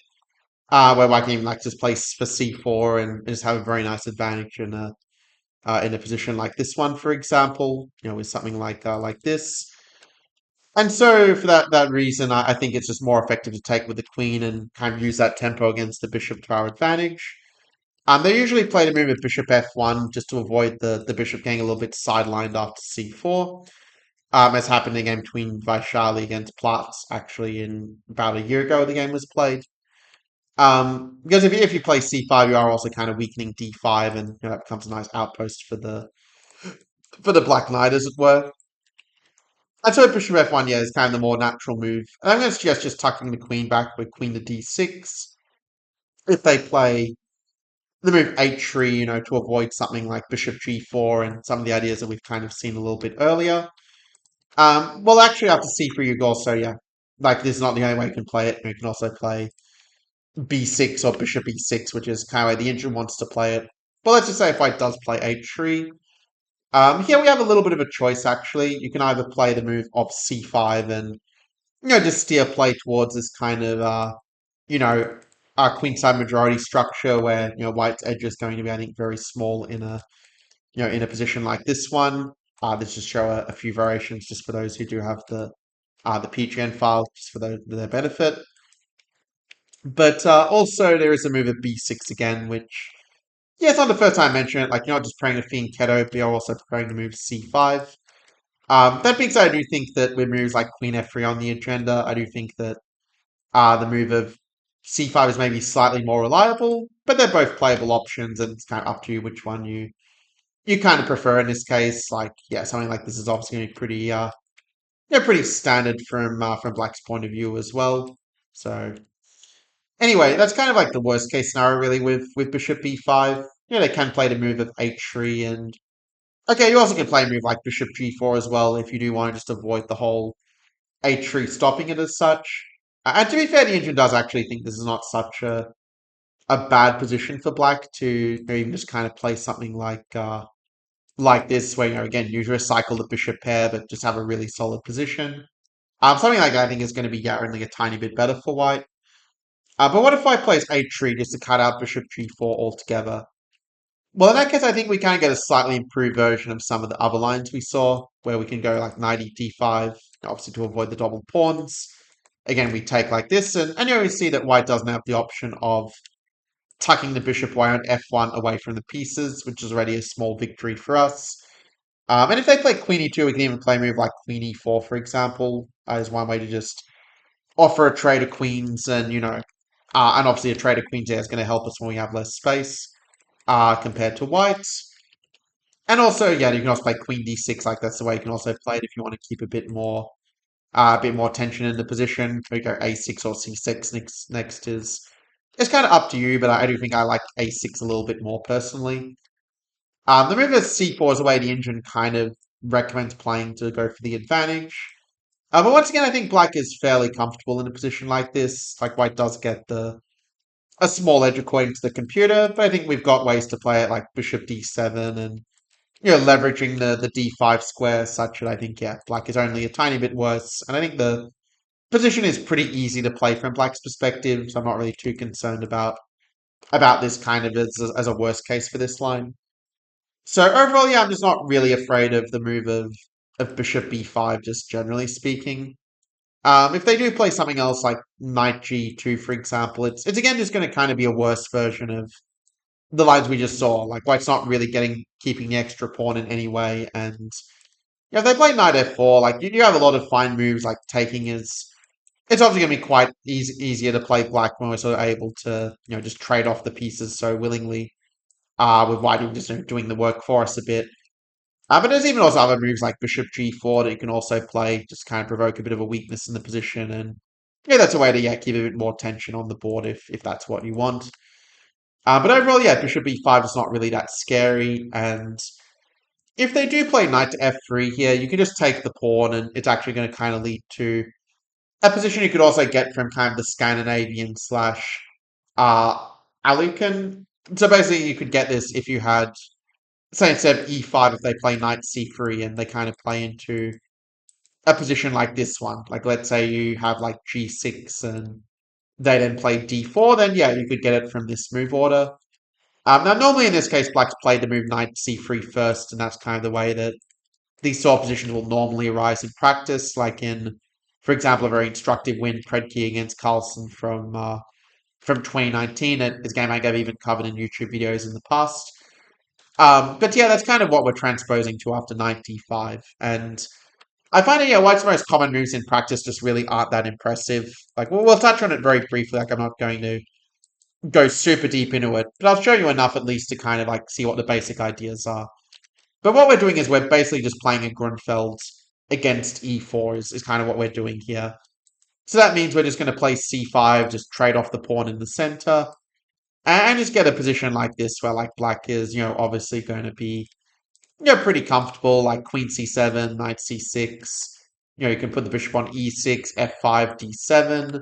You can put the rook on the d file. You can push with e5. Like, you're going to adapt it a little bit depending on, what white does as well. But at the end of the day, yeah, a position like this is, like, pretty obviously not going to be worse for black as such. We have no bad pawns. We have no bad pieces. And the plans, yeah, come pretty naturally from black's point of view. So, with that, what if they play a little bit differently? If they play c4, if they do play bishop e3, yeah, that can simplify into just a very equal position. Like an endgame like this is obviously not dangerous for black. And there is, again, that structural imbalance that does allow you to play for a win against a lower rated player here. Now, if they do play a move like c4 and try to push in the center, yeah, it's just not really going to be a concern. Like, you can just kick the pawn with like e6 or even the move e5 actually is also quite interesting. Like where you play e5, where we go knight d7 and kind of keep the options in reserve. Like either way, black I think is just doing pretty well in a position like this. You can kind of go f5 and just have some very nice counterplay with your majority because this pawn is pretty well blockaded by the queen. So there's stuff like that, yeah, that's going to give you a very much an adequate position. Kind of a little bit in the spirit of the King's Indian, actually, if we were to draw a parallel. In any case, they're not forced to play bishop e2, but other moves, again, just give you pretty nice play, like c4. It's already probably a little bit inaccurate, because you have some annoying moves like queen b4, where you can sort of disrupt their development a little bit, and, say queen to d2. Like, you can play knight c6, you can play a5, like, either way, it's kind of going to be the same sort of thing that you're just going to get a very comfortable endgame where you've got the pressure against the d4 pawn, and yeah, also some nice ways to kind of get your pieces in and just have a very healthy pressure against the white structure, as it were. Because rook b1, bishop f5 is going to be a problem for white, among other things. So yeah, this is the kind of position you're going to get for those who have the PGN file. Yeah, this is the line I'll just enter for you here. So c4 not really a problem. If they play c3, yeah, just go c5. If they go for bishop e3, you can still play c5 technically, but there are some ideas where white can play dc5 and try to get some initiative against our position like this with their lead in development. So that's one of the rare cases where you might not go c5, but instead just play like knight to c6 and just play a little bit more with the pieces, like thinking about the e5 break. Like you can play e5 if you just want to get like a very clean sort of equality, but maybe a slightly drawish position. Or if you're a little bit more ambitious, you can also just play a move such as castles, and kind of wait for it to move. Or you could also, yeah, just play a move such as bishop f5, and in these cases, like you are probably giving white a small advantage if you don't play e5. It's a way to keep the game going and not give white an easy way to just kind of kill the game in that sense by keeping this a little bit more in reserve. So the choice is kind of yours there in terms of what kind of what kind of position you want at the end of the day. Obviously you could also just castle and play it in this way where you play like c5 in this version, and that's probably the more accurate move order for like getting in c5. So yeah, that would probably be my recommendation, just to play something like this. And it's kind of funny because actually this transposed into a line of the accelerated dragon, became a harmless line where they played the bishop e2 move and we got an equalizing d5. But yeah, if you do want to like just avoid the fury, like you can also just play like queen to a5 first and then knight c6, and that'll dodge a lot of the a lot of the kind of theoretical workload in that sense. Just a little move order trick. But yeah, the point is there's plenty of good options against bishop e3. It's a way the engine recommends playing, but it doesn't really give white any sort of advantage. If they do play bishop c4, it kind of ties into what I kind of mentioned before, that like you with this c5, you just get very good Grunfeld style play. Like there's not really a whole lot of theory to kind of know, but I did notice that Shant Sargsyan was the Armenian gem was getting a lot of games from this position, and it's having very, very good results. Like bishop e3, yeah, you can just play. Even queen to c7 is a nice alternative to knight c6, which kind of put the pressure with the discovered attack. And if they play like bishop to d3, you can kind of play like knight c6, rook d8, just put a lot of pressure against the d4 pawn, and that's going to be really tough to deal with when the c3 pawn is also much. Because basically it's like a Grunfeld where the pawn is on c2 instead of e4, which is obviously a lot worse for white by comparison. So in that case, yeah, you can see that it's not really a good position for white. And in whatever they do, they're kind of just fighting for equality. And you'll notice that this setup is just very similar for black. Like, yeah, there might be some cases where, yeah, maybe you go like bishop g4 or queen a5 instead of queen c7, but it's kind of like the same general setup you're going for, and just focus fire on d4 and c3. So I don't think it requires too deep a coverage in that sense, and bishop e2 just kind of just the same wine, just in a different vessel. The best move for white actually is meant to be the move of knight e4, which is not a move you'll see very often. But even then, I still think black has a perfectly fine position. Like the idea of it is to kind of clear the way for c3 or c4, but you can even just kind of get a very similar type position to what we saw before, where in something like this, for instance, like you give up the bishop pair, but you just have a very solid position with no real weaknesses. One difference as well with this line compared to some of the other ones we saw in the start of the video is you can play e5 and also just play very directly for clear equality. You're not limited to just playing it passively with a move like e6, which obviously is okay as well, but e5 is going to be the more punishing move for white to punish their slow play. But that's the picture on knight f3, and that actually concludes also the picture on e takes d5 as well, which is the move that you will face in about 2/3 of your games according to make a database. So I think it's very good that we covered it first. The other moves you can really expect to see are going to be moves such as e5 and knight takes d5, and also moves like knight f3 and bishop e3 are the sort you might face a fair bit, against an opponent who is either like pre-moving in a fast game, or who maybe just doesn't know what to do and is playing it the same way no matter what. So I'm going to start with the move of Actually, it turns out e5 and knight d5 are both kind of played at actually exactly same number of games according to the database. I'm going to go with e5 just because it does edge it out if you do include transpositions. So what you'll notice with the move of e5 is it's basically kind of like a line that I actually cover in the Play G6 like Hikaru course of c6, f4, and these kind of positions with the with the Gurgenitsa, like with this mix of c6 and this fianchetto. So it's kind of like a combination of Caracan and the modern in one. But you'll notice that we kind of have a better version here because we haven't played the move of c6, whereas white is often going to play the move of f4 at different points anyway.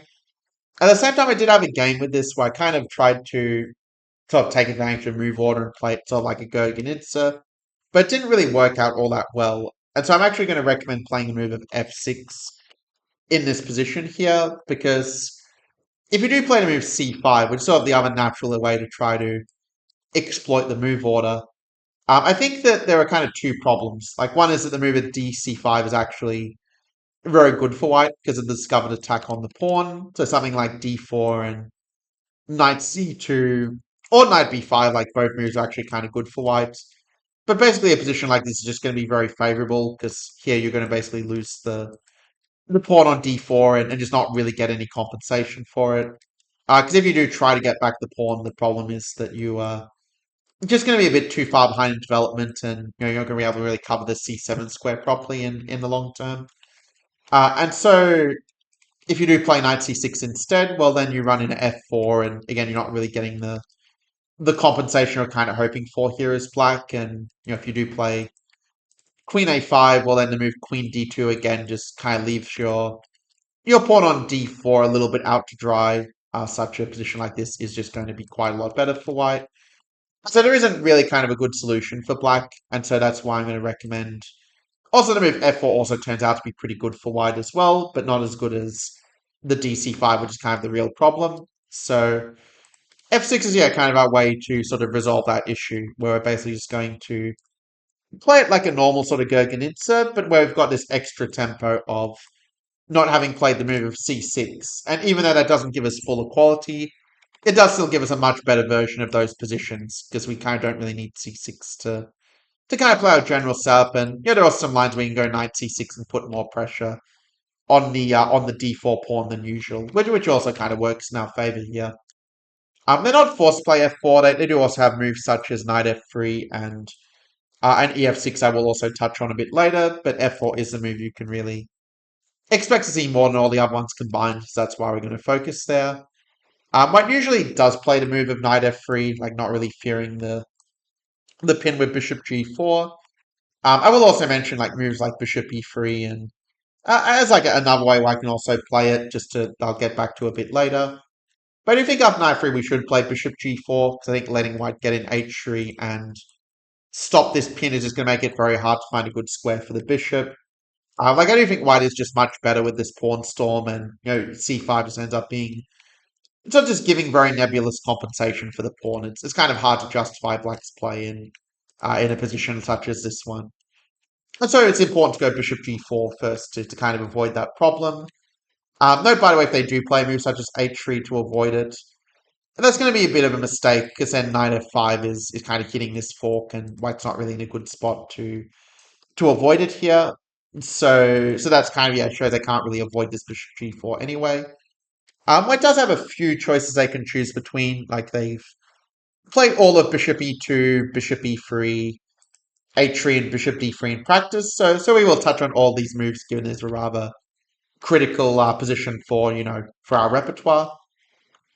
So bishop to e2, yeah, is the move that you can sort of expect to see the most often. And in that case, yeah, you could start with castles or you could start with e6. It's going to kind of come to the same sort of thing either way. The move order can obviously be interchanged in some of these cases, but I'm going to go with this one as our line. There is also the move knight f5 that is also possible, but I do think that white's option of knight e1 is going to kind of leave us a little bit passive. Like I'm just not a big fan of black's position. I think white is a bit too much of a lead in development here. And so I'm going to focus a little bit more on the. Actually, to be fair, you could probably still play like queen b6 and still potentially make this work. Like there are some ideas like h5 or the computer's creative g5. Like there are things like this you can explore in your own time if you do want to try to get some interesting play. It's definitely a very definitely a very interesting position, and there's just to show a couple of ways it can kind of play out. But okay, the move e6 is the one I'm going to be primarily recommending. And again, white's got a few ways they can play it. Like bishop e3 is kind of the one that's the most common move, but I will also touch on knight e1 and ef6 as well in due course. But just as usual, we're going to start with the most common moves and kind of work our way back from there. So I think that bishop to, and also I mentioned king h1, because that's actually not a bad move for white either. But with the move of bishop to e3, I think that kind of gives us what we want a little bit. That if we just play the move knight d7, then they're going to have to often contend with moves like knight f5, gaining a valuable tempo against the bishop. Like for example, if they play a move such as queen to e1, just trying to keep the tension. Well, I mean, we've got a lot of decent moves we can play. Like the fact we get to play c5 in one go, I think does really help us quite a lot here. And you can see why it's not really able to take the pawn quite as comfortably, because now we can go knight f5 and really put some pressure, like bishop d2, knight f2, knight d4, and we can start thinking about getting our pawn back and just having a very nice French defense style position where you don't have the bad French bishop by comparison. So something like that's going to be, definitely quite adequate from Black's perspective, which is the active piece play and so forth. Now there are other ways you could also play, like moves such as playing knight f5 or queen e7. Like there's all going to be a lot of reasonable moves from this point. So definitely, having played c6 is just a much better version for us. And if they play 91, it kind of is just sort of a worse version of the lines we'll see after 991. So I'll kind of address it more, more there as such. But this will be kind of a typical sort of sequence for Black. But if we do take it in the more critical version of White playing 91, this is the way the computer recommends as a way to try to get a small advantage out of the opening. But I still think Black's position is going to be reasonable enough. Like after c3, you can just take, and take once again. Obviously, we're pretty happy if they if they weaken their king in a fashion like this one, and it's a very natural play in the style of the French defense here.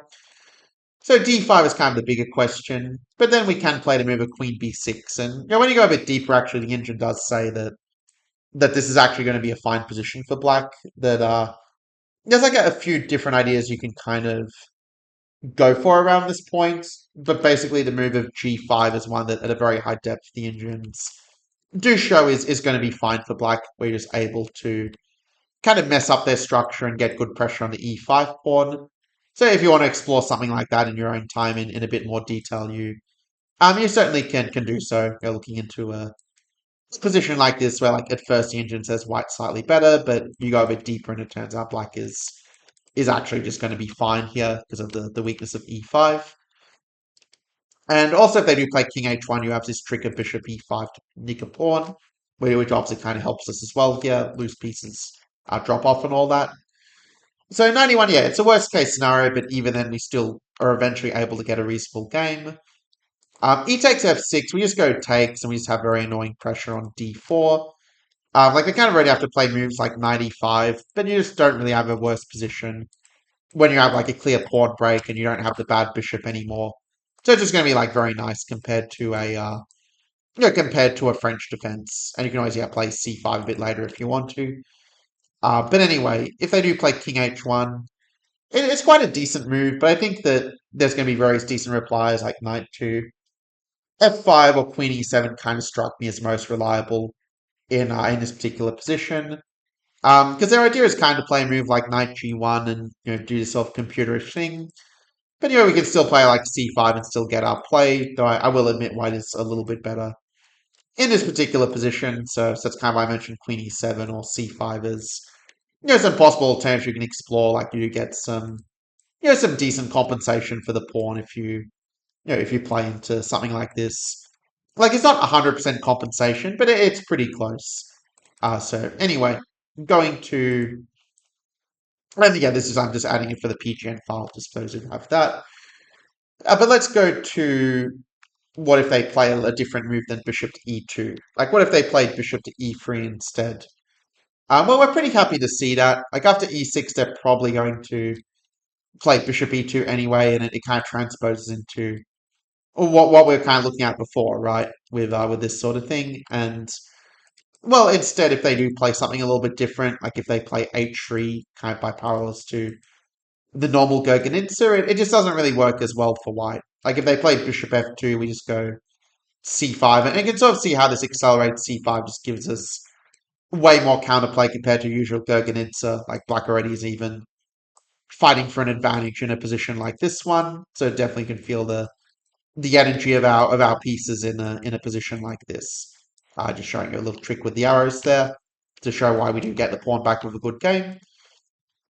And if they play h3, it's kind of a similar point, though it's not quite the same because in this case, white does at least have the option of knight e2 as a way to try and hold on to the pawn. But again, we do have moves such as c5 and The lines do get a little bit computerish, like I'm not sure how deep to kind of go, but if you do want to explore it yourself, like moves like G4 and E6 and like there's just a lot of ways white can play for a position that hasn't really occurred in any games. So I'll kind of leave it for you to explore in your own time, though I will admit white does have a small advantage and like H3 is one of the better options. Alternatively, you could also play a move like E6, which is a bit more solid and avoid some of the crazy complications and yeah, just keeps your options open just that little bit more. So I'll leave the choice to you as to which way you'd rather play it. And finally, if Bishop D3, yeah, that's going to be a pretty harmless move. Like obviously the pin on the knight is a little bit annoying for white here, and you know if they do play something like knight e2, just again c5, and you know we've kind of seen these ideas before. How black just gets very good counterplay just with the active pieces, and white really struggling to you know consolidate their position without very active piece play, and their king being a little bit open after f4. And so I think that completes the picture pretty well on the position after bishop to g4, that, you know, white is slightly better with perfect play. But we have different ways to, you know, get some interesting play. Like, it's not like white just has a dry, small advantage. You know, we can still outplay him in the rising position. Yeah, if they play bishop e3, I think the move at knight g4 is a nice little insertion, where after, say, bishop c1, we can play the move of c5. But this is like totally fresh territory, but I do believe that in a position like this, black does have quite acceptable play. Like after knight f3, you can there's different options. Like you can go cd4 or a6 or knight f5. The way the engine wants to play this is kind of go a6 and you know sort of sack the pawn, but get some play with queen a5. So yeah, that's the direction you can look if you want to go a lot deeper. But this is already kind of going into very fresh territory, of course. Now going back to the position before the move of f4. So at this point, if they do play knight to f3 here, it's not such a bad move from on White's part, actually. It's sort of funny that actually one of the top lines of the engine is just to play c6 and just kind of transpose back into the into like the Gurgenitsa type lines, which I do cover in the play g6 like Hikaru course, like the engine saying that the best option is to take, but still the rising position is still going to be quite fine for black with just moves such as queen to d6 or queen c7, and you just kind of make the point that these squares are not so weak. I do think for the purposes of this video, I do want to offer an independent option, so that even if you don't end up getting the course, you can still play these lines successfully. And I'll mention the move of bishop g4 as kind of being the creative alternative. That's, yeah, objectively not quite as good as c6, but it does greatly reduce your workload. Where after, for example, bishop e2, there's some fun ideas where you can go knight c6 and put some pressure on the center. And yeah, I mean, objectively, white probably has a very small edge in a position like this, but we avoided all the theory, and we definitely have counterplay with moves like queen d7 or knight e4, or either playing for the e5 break or like takes an e6 and playing the French without the bishop. So you can look into some of those ideas in your own time. Like something like this is just not really going to be a problem for black, for example. So that's a direction I'd probably recommend investigating yourself. At a very high depth, the engine does kind of like the move of castles, but I'm not sure how many of your opponents are necessarily going to be willing to enter those positions. And here I do also think you kind of just get a decent kind of French defense without sort of the bad bishop. So you're again kind of getting what you want in a position like this. Anyway, they're not forced to play bishop to e2 either, but if they play bishop f4, then in that case, you just take and you kind of get a similar structure to what we were literally just talking about. I mean, you can also play c6. Like it's actually probably the better move where you can, kind of wait for him to play the move h3 and kind of just get this sort of structure once again, like knight d7, knight e7, and just put pressure on the e5 pawn, and that's going to be pretty pleasant for black as such. And if they do play ef6, it just takes, and we kind of have seen how that plays out a little bit earlier, in the bishop e2, which would just transpose to what we were just looking at. And if they do play ef6 immediately, then it's again going to be just very similar kind of ideas. That knight f3, they're probably going to play like bishop to e2 anyway, and like kind of transpose back to what we were what we were looking at if we want to, but with this move order, you also have moves like knight e4 where you can punish their move order a little bit more and just get like a much easier equality with just your very active pieces and their structure is getting a little bit messed up in the future with knight c3. So yeah, there's stuff like that you can do, and if they do play a move such as h3 to avoid bishop g4, well, it kind of opens the door if you go c5 and just get a very strong initiative for the pawn with your with your development and your center of a 2-0 central majority. So that's a little novelty, yeah, that's like really annoying for white to deal with.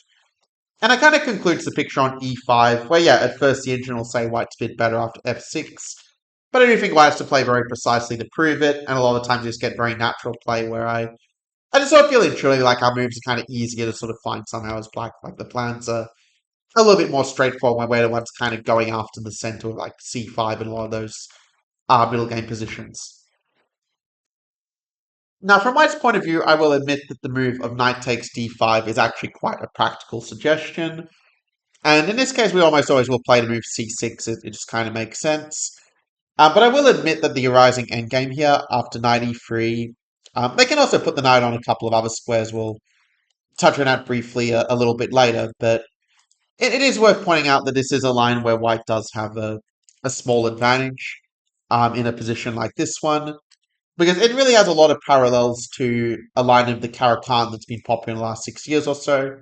Because basically, White is getting a better version of these kind of positions that we see here, like this being quite a trading line against Caro-Kann in the last 5 years or so. But you can sort of see in this version, like obviously, the king is on e1, not on d1. And also White's PC a little bit more actively placed, like our bishop is not not really ideal on this diagonal if they play move like c3 or e5. At the same time, if we do play out the most common moves for White in practice, we will see that Black actually gets quite a fine position here. You can either play knight d7 or knight f6, like both move orders are going to be fine, but I'm going to go with knight d7 just because it's a little bit more common. So castles and knight f6. And actually knight f6 is a novelty in this position as it so happens. Normally Black was playing some other moves like knight c5 or knight b6 or b5, but not really with the desired effect. But knight f6 yeah, is going to be our improvement, where we're not really afraid of them playing e5, which I assume is the reason why people were not playing this as black, because obviously knight d2 is a bit of a retreat that does give us some good play on the flanks. And also, if they do play bishop d3, yeah, that's obviously going to be quite a passive move that we can capitalize on as well. So e5 really is the big question, but then the move knight e4 does kind of revitalize this. That e6 is the more of the sort of principle, but then we can just play like knight e to c5 is one way to kind of show that their bishop is a little bit stuck. Then bishop g4, we can kind of go h5, and if we trade off the bishop, we've got the bishop pair. We're going to castle our king either way and just have a good position with the bishop pair on an open board, and bishop h3 knight e5 is kind of a nice way to just liquidate the pieces and just have enough piece play to kind of make up for the slightly inferior pawn structure here. And if they go bishop c4, yeah, b5 is a way to kind of annoy their bishop and just get, again, just very good counterplay just with the pressure from this bishop and our active pieces. So that's kind of my novelty, yeah, to kind of revive this for black. If they do play a move such as a4, then yeah, you kind of just play the same idea. Again, knight f6 is once again a novelty in this position, and you can sort of see that this is kind of going to be a better version of the positions we were kind of just looking at before. Like if they go bishop c4, like a5 and knight b6 is actually really annoying for white to deal with. Like the a4 pawn just becomes quite a big weakness. So yeah, that's just going to be a very nice way for black to maintain the balance, and obviously rook e1 and knight ec5, and just threatening to take this pawn on e5 is obviously going to be very healthy. Like a position like this, we can definitely be pretty bullish about black's chances in more than one way.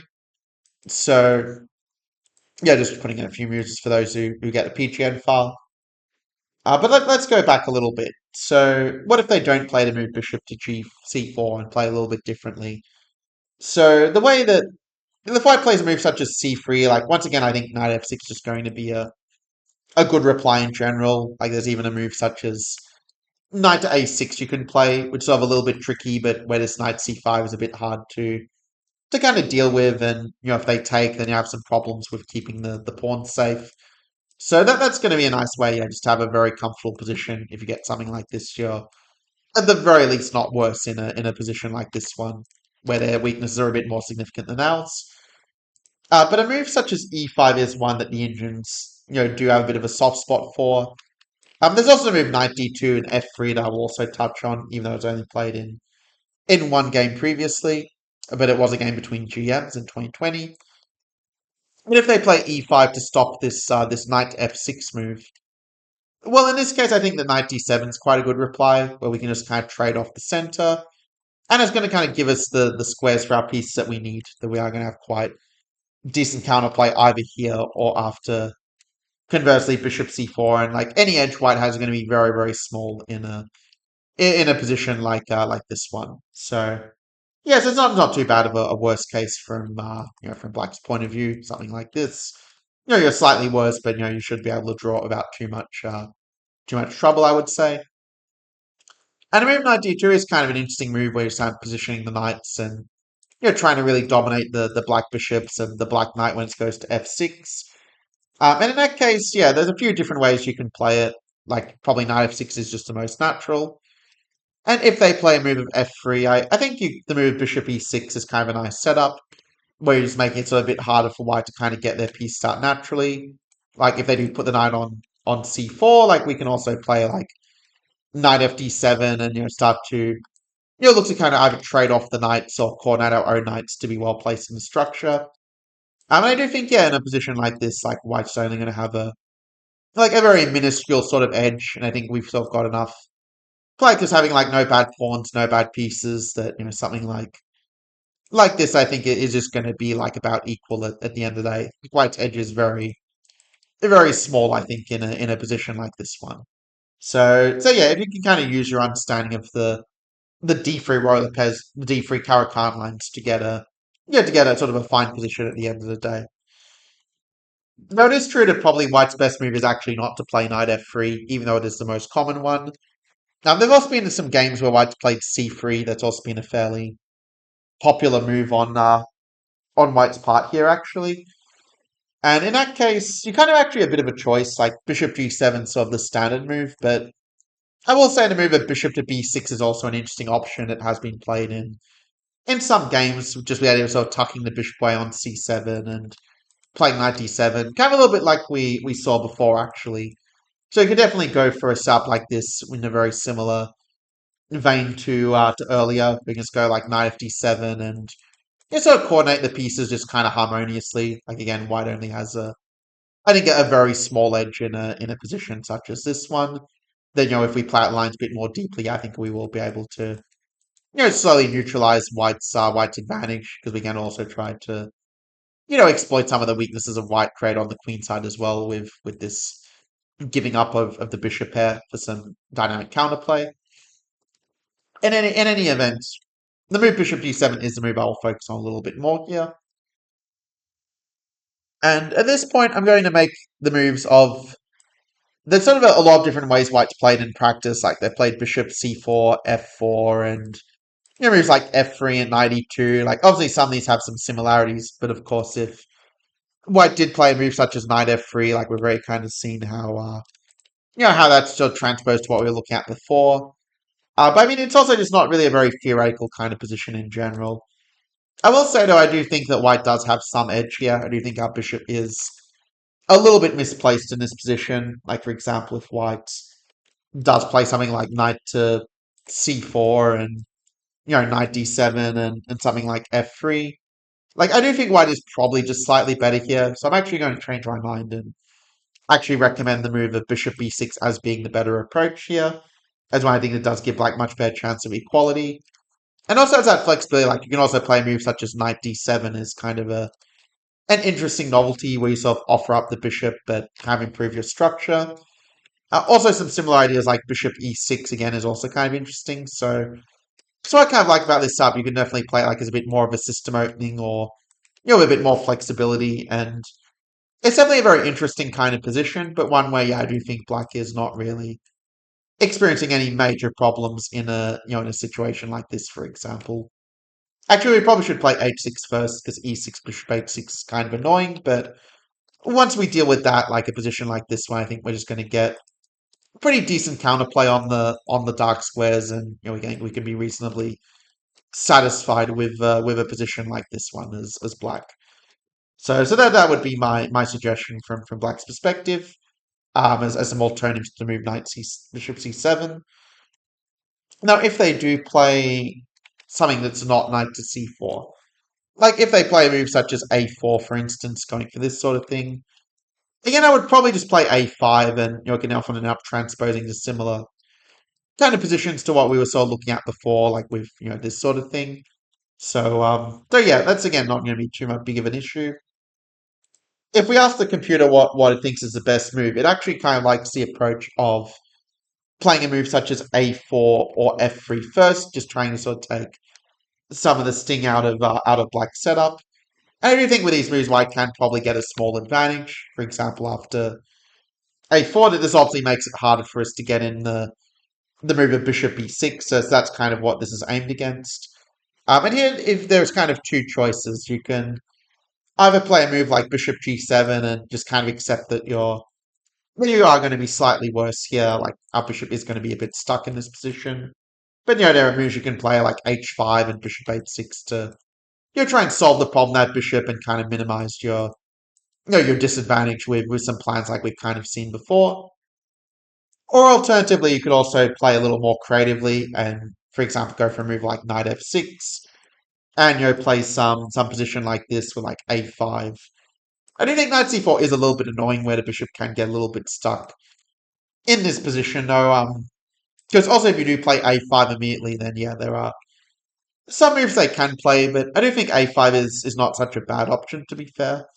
Like you're going to kind of get a position such as this one with, let's say, knight d7, knight e2, and in this case, like knight c4 is going to be a bit less of a problem when you can kind of go knight b6 and trade off the knight to keep the disadvantage to a minimum. Or they could also play like knight f4 is definitely something else they can also do. But yeah, if you sort of remember this idea of meeting knight c4, knight b6, it does help you to defend this position, and knight d3 is also a move that white can play, of course. But yeah, you can keep the bishop on c7, and that's the way I would approach it. Trying to get some counterplay with b6, bishop a6, and that's the way I would defend this slightly worse endgame. But again, I will admit this a4 is kind of one of the main reasons why I'm probably wouldn't play like this d5 move every single time because you don't really have a good way to avoid this position after d5. And yeah, f3 is just going to be like very similar sort of idea that for example, if you play like bishop g7, they're probably going to play like a4, and if you play like knight f6, they're probably going to play like a4 again. So it's just basically going to generally transpose one way or another to the positions we're just looking at. It's kind of like two sides of the same coin with this kind of light squared strategy that white is implementing the good effect here. So yeah, that is a line that is a bit annoying and is a reason, like I said, why I sort of don't really play d5 so much, especially compared to some of the other approaches like d6 and a6 I focus on in the play g6 like Hikaru course. But okay, just to quickly cover the alternatives, if white does play knight c3, yeah, in that case I would probably just play queen d4, and you kind of just get a better version of the positions we were just looking at. Because normally white plays a move of knight g to e2, but then you can go bishop b6. It's a move that's not as common as bishop to g7. Betting bishop g7, yeah, white can still kind of play this up where the bishop is kind of misplaced in this kind of e4 structure. So I think this is going to be a better diagonal for the prelate. And yeah, I mean, if they play like f3, you've got moves such as h5 where you can kind of just sort of lock down the position and just make it very hard for white to really use their tiny lead in development. And also for like knight a4, like you're not even really that concerned about it. Bishop a5 is just going to be a very clear equalizing reply where white's knight's now a little bit weirdly placed. So knight g2, yeah, not really going to be a problematic move.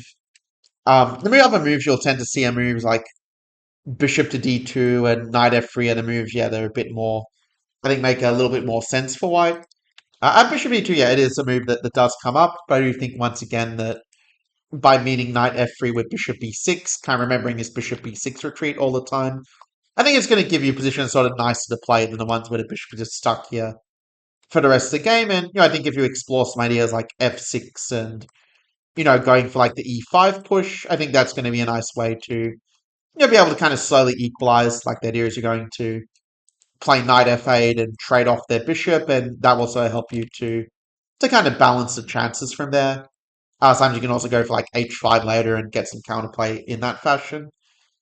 So the move knight f3 I think is probably the move white should play if they want to get an advantage. But I still think the arising position is kind of interesting after take and knight f6, where white's got some edge here, but I think you can still make it work in practice. Where you can play like knight bd7, you've got sort of some clear pressure against e4. You can try to play against the bishops.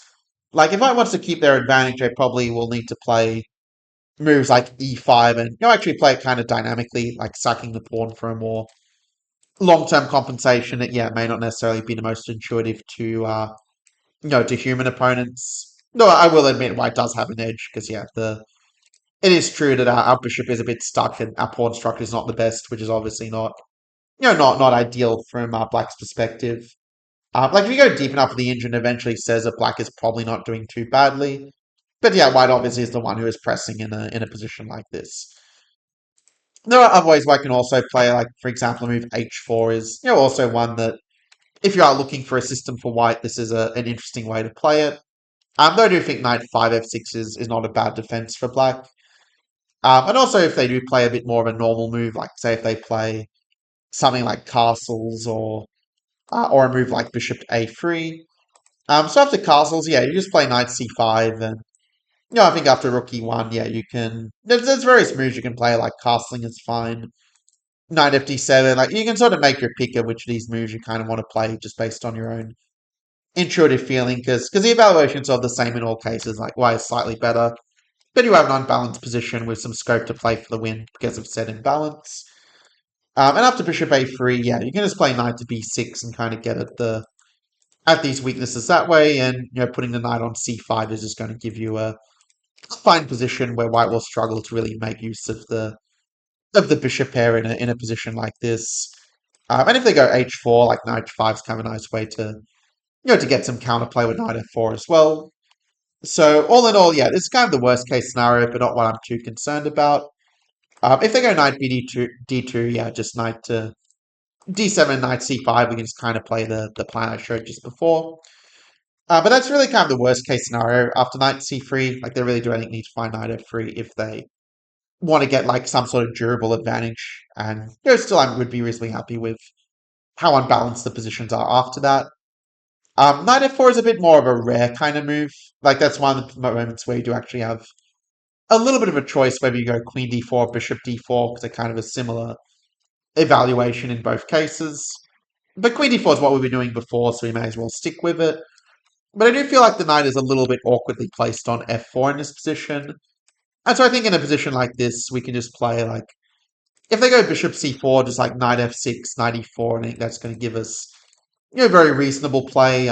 Like bishop g4 is, it's a move that was sort of played in one game, but also bishop f5 is one that the engines do think is just fine for black. If you go a little bit deeper into some of these positions, it's a bit of a weird position, but it's one where it's kind of hard for them to use this pawn, and you can sort of just play around the pawn and just have a very decent game where like they almost wish they could kind of take their own pawn in a sense.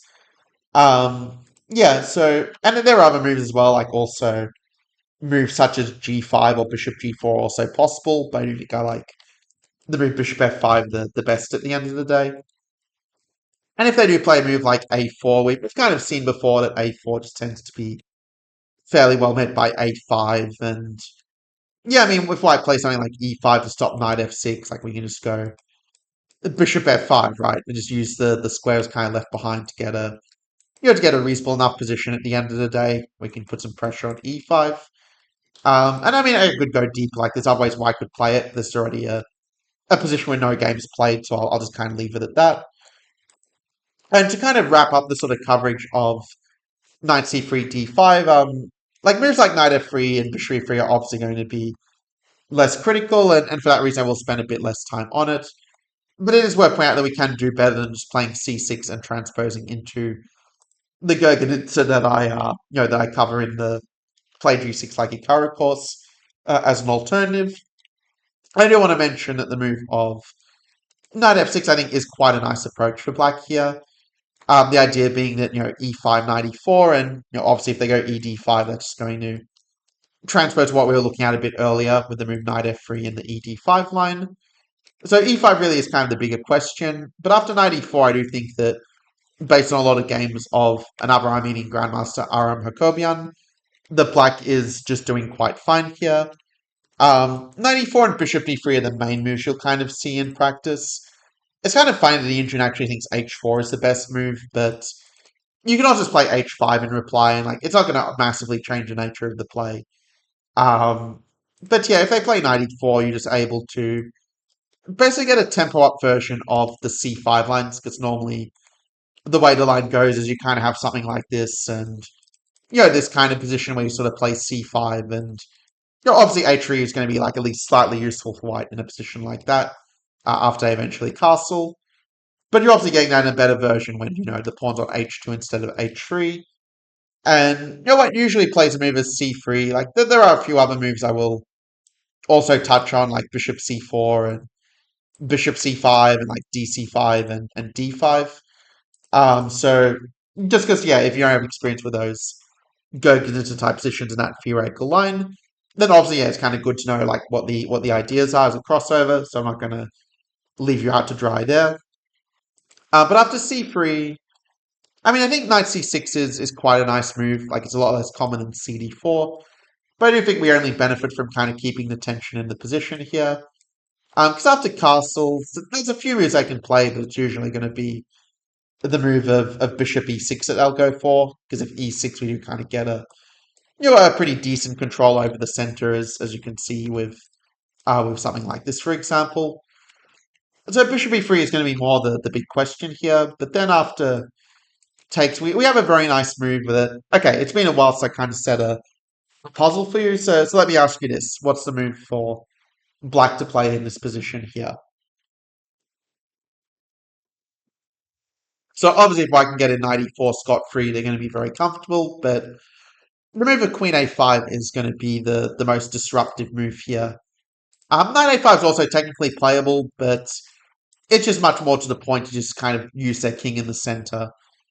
They usually play the move king to f1 because if they play bishop d2, then you've got the move queen b6, and they just have a lot of problems with the pawn on e4. If they play g4, for example, well, then in that case, you can even just let them sort of take the pawn, because knight e4, rook d8, they're just going to have a very hard time defending this pawn after bishop c8. We're just going to win back the pawn and just be much better, because they kind of weaken their king for you. But without this, it just turns out, you just have that pressure on d4, and the position just doesn't really work that well for white here. They don't even have an extra pawn to kind of show for their troubles in a position like this.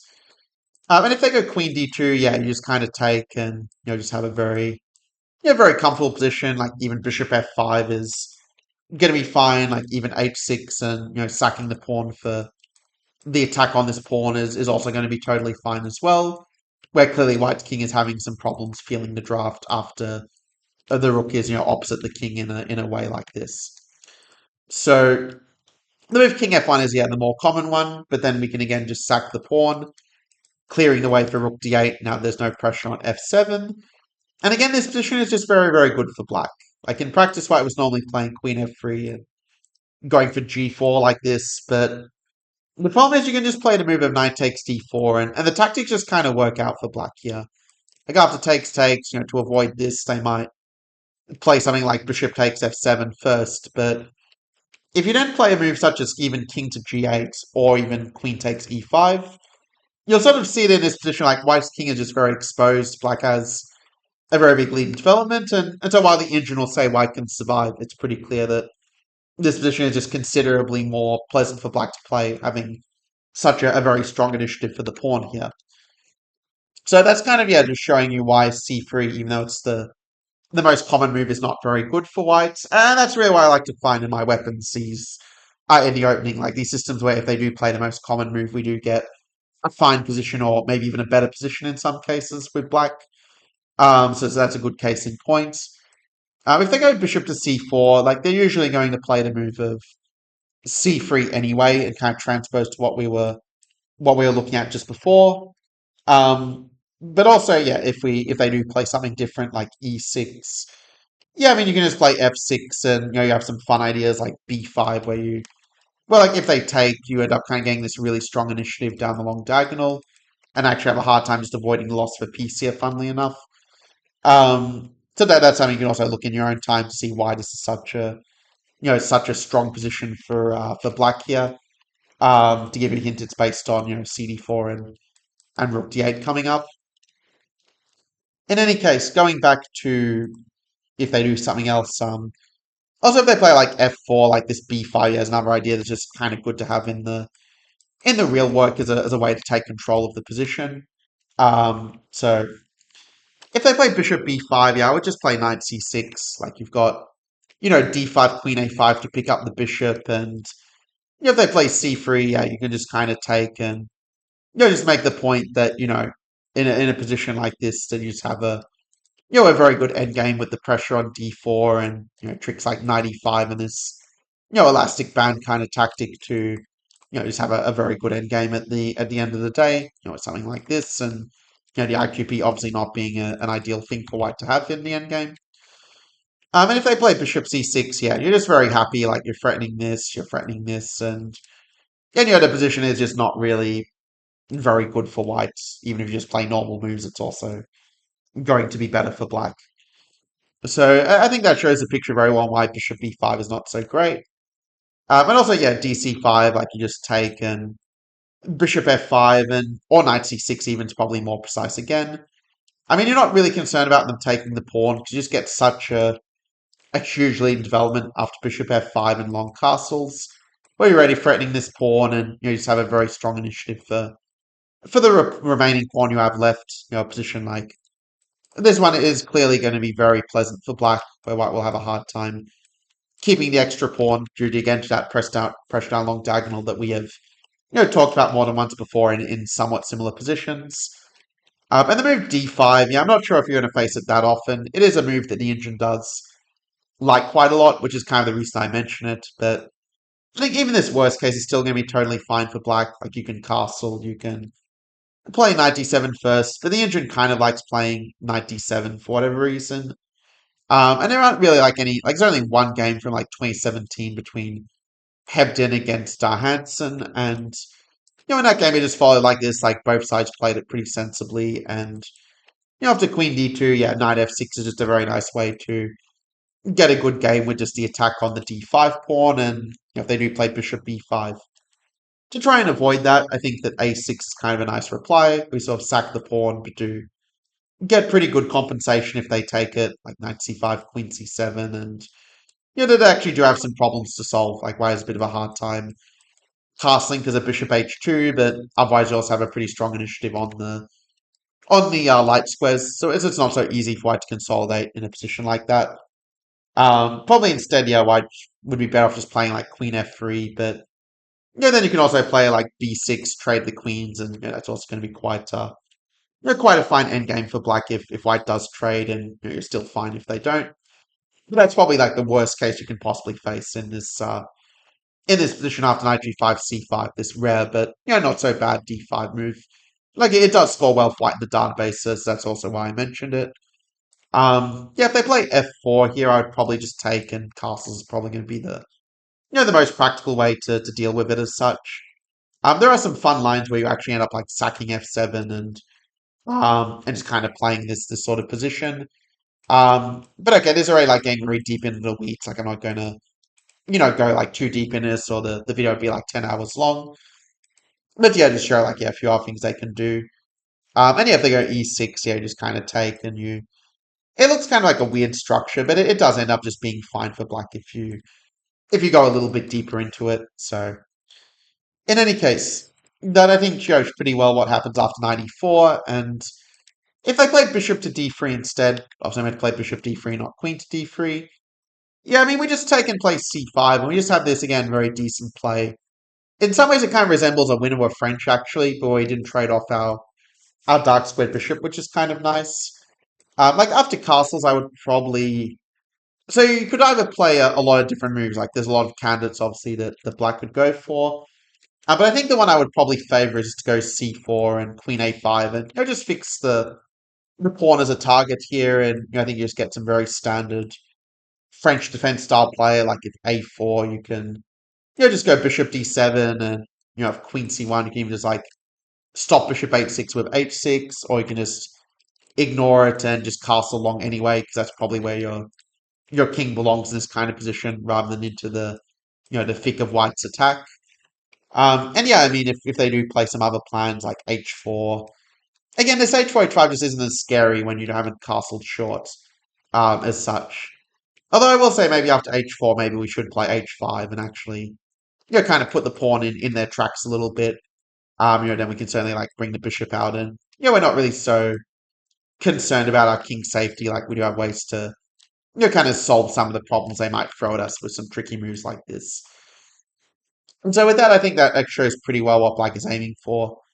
If they go a4, I probably would, like technically you can take the pawn, but I think it's easier just to kind of leave it for a move.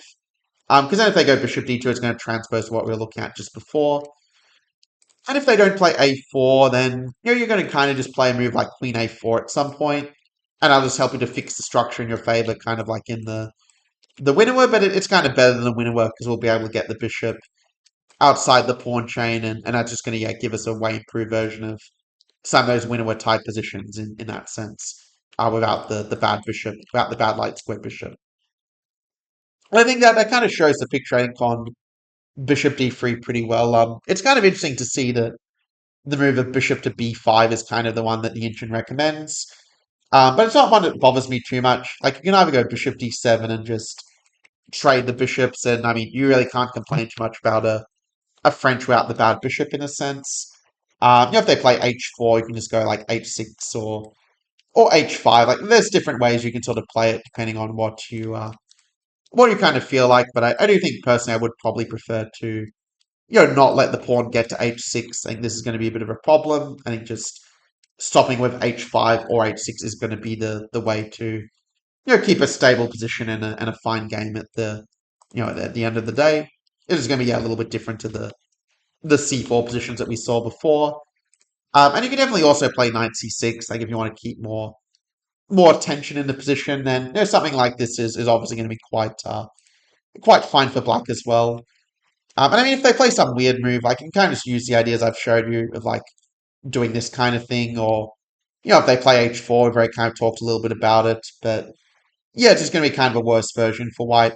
Just playing h5, and again having that sort of flexibility with the bishop is kind of nice for us in this case. One thing I find interesting is the engine actually kind of wants to go knight a6 and knight c7, which is not something I would have expected, but it does have some value and some flexibility when you do position a knight like that. So yeah, just letting you know that just for completeness sake.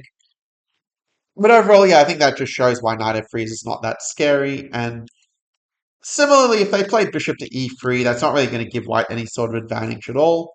Like I even talked about how in the position of like f3, c6 thrown in, like in the play g6 like Ikara course, I showed that sort of position is just going to be quite decent for black as well. And I think we just kind of have a better version of it here, where sort of the creative way to play it is to play knight c6, which is a move that is a very rare one. It's only been played in 2 games, but the engines do rather like it.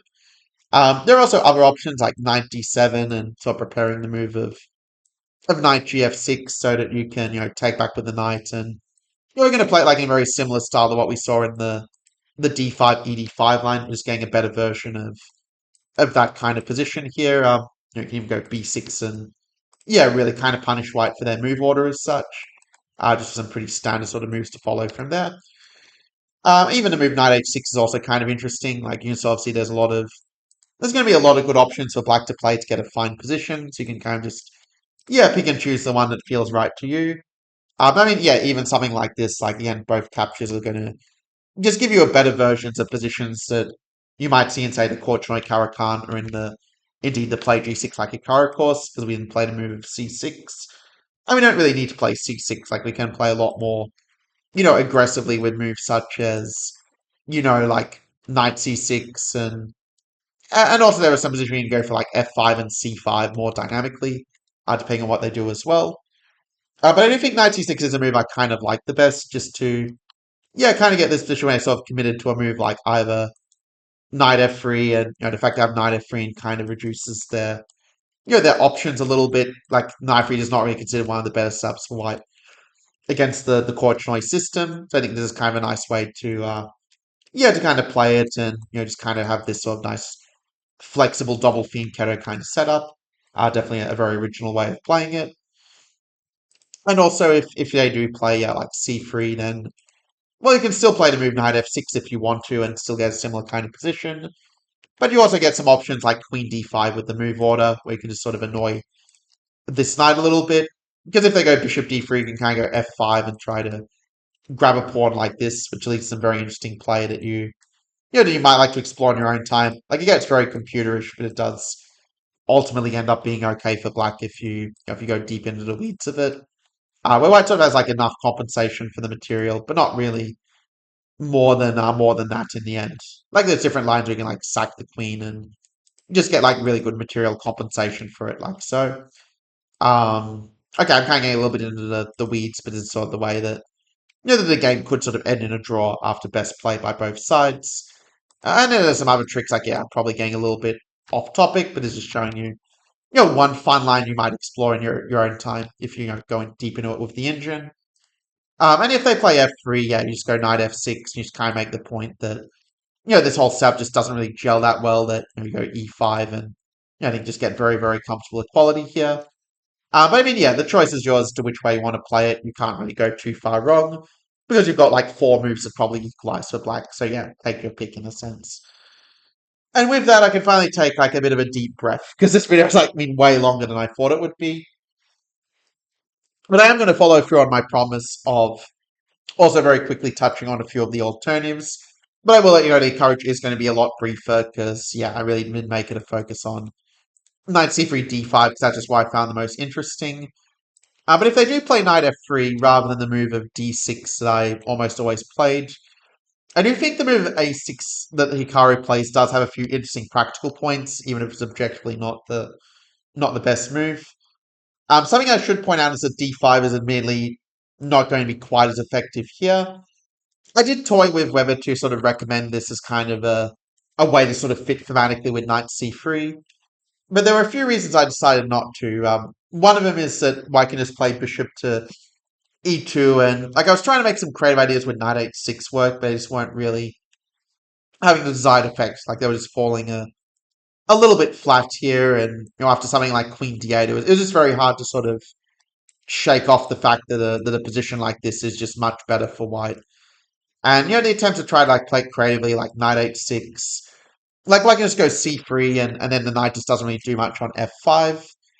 Or if you play like E6, which is like the engine's advice, you still kind of have a much worse position anyway, with white just playing very natural moves. So this wasn't really anything I could find I was really happy with from black's perspective. Like Knight 6 Bishop F4, was also kind of a really annoying setup if you do try to play this, where this just wasn't working out. Like if you take the pawn, you just get you just face like way too strong of an attack from white. So realizing that this just wasn't really working, and there were also some other annoying lines like Queen D6, Knight B5, and Queen D8, Bishop F4. They were just way too, they're just way too strong for white. I kind of realized that we want to have something a little bit different, and so I came up with this move at A6, which is basically aimed against the Bishop C4 variation. That actually is the second most common move in the position after Knight C3, and is a line actually I have suggested for white in the past in different resources. It's just a very practical way to kind of fight for the initiative in the center.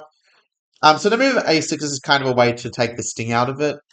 Okay, it is true to have different moves like Bishop D3 and some of these moves that I will get to in due course. But the idea is that we can now play the move of E6 in a better version compared to the D6 version.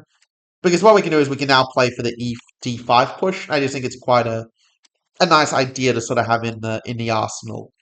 That, for example, if they do play like knight c3 to try to stop it, or we can just go knight e7 and still renew the idea of d5. I do think that in a position like this one, that black actually has quite a decent game.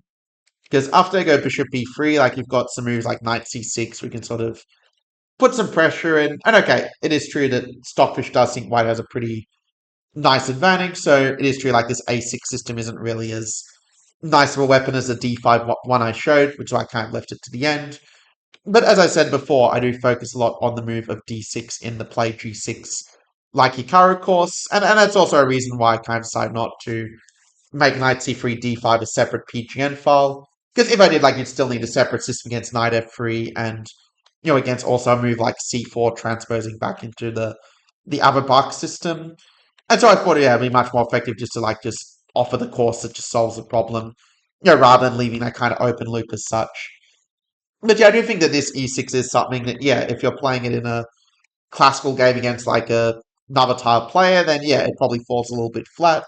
But I do think it is quite a creative way to sort of get a fresh position where you can go like 97 and you know sort of prepare like this d5 push as a way to either get like a fresh game or you know in the case of if you are wanting to avoid something like this and this sort of structure, you can also play d6 and kind of transition a little bit more of a hippo kind of setup like a4 and b6 and you sort of get a hippo where you avoided some of the most annoying lines from white.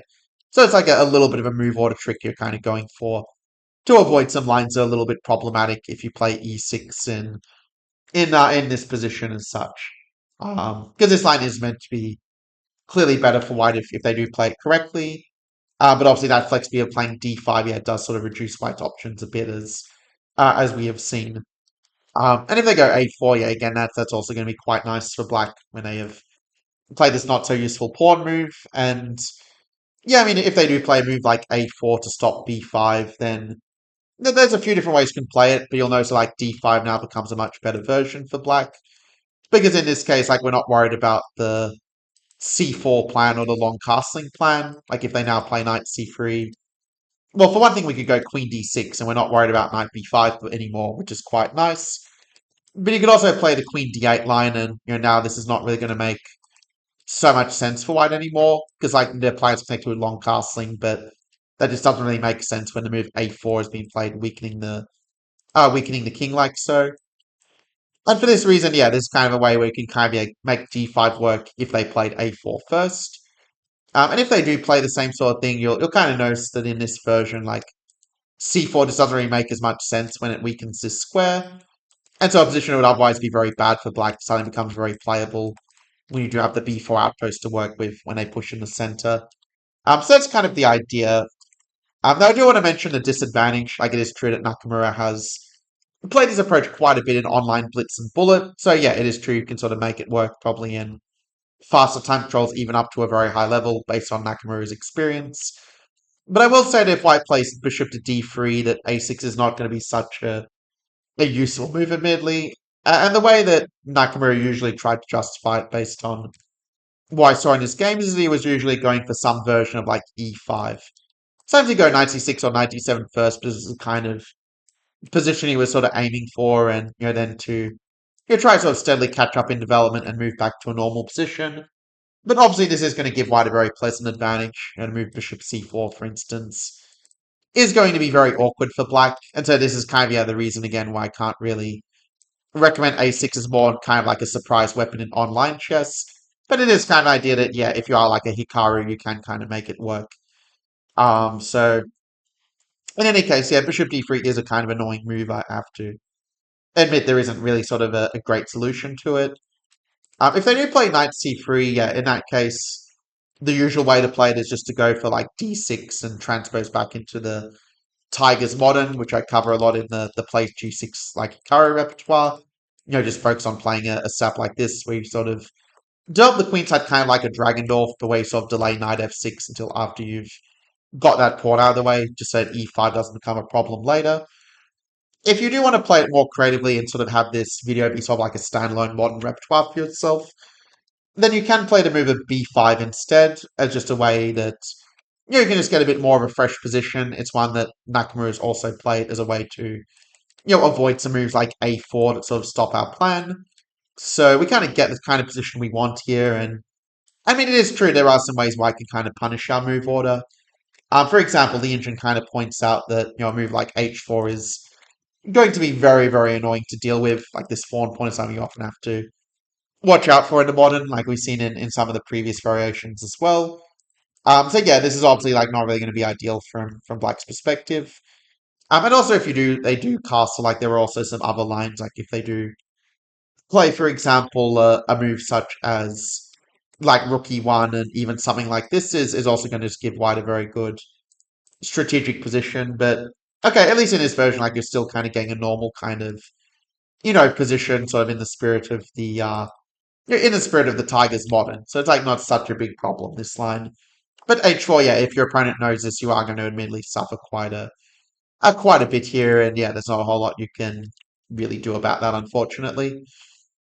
But yeah, b5, yeah, it's something that if your opponent doesn't know what they're doing, you can sort of transpose back into a Tigers modern where you avoid some of the more annoying lines like a4 is kind of the point.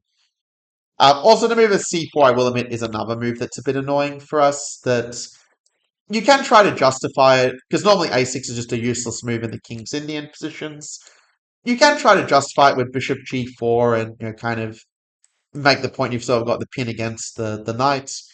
But I will admit that there are some annoying things white can do. Like for example, if white even just plays something like queen d2, it sort of turns out that doubling the pawns isn't really that much of a problem because they're kind of just ready to go for like the long castling and a really strong attack here. Like for example, if we play e5 and try to get the knight to d4, which would actually be quite good for black. The problem is that d5 is it's going to be a much bigger problem, and even though strategically the position is good for black if you can consolidate, the problem is you just don't really quite get there. And white just has like a little bit too strong of an initiative for you to really be able to kind of fully justify this from black's point of view. So that's kind of a little bit the problem, which again, like if you're playing like casual blitz, your opponents probably aren't going to fully like kind of punish you in this way, but it is still a bit of a nuisance. And also like if you do play like knight f6, which is the way the engine recommends, like white's still got a pretty nice advantage because there's not a lot you can really do about it. Like white is just much better here at the end of the day. Um so yeah, it's not really kind of a full solution, but that probably gives you the best chance of trying to justify your play. And yeah, if they go bishop e2, yeah, you kind of get a little bit more what you want. Like if you get a position like this one, like at least here you're kind of keeping your disadvantage to a minimum when you kind of get the knight on d4.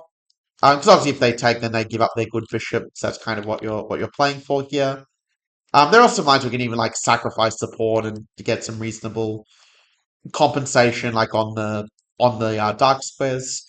Like for example, something like this here. You can you're down a pawn, but you do have the better bishop as giving you at least some at least partial compensation for the pawn as it happens.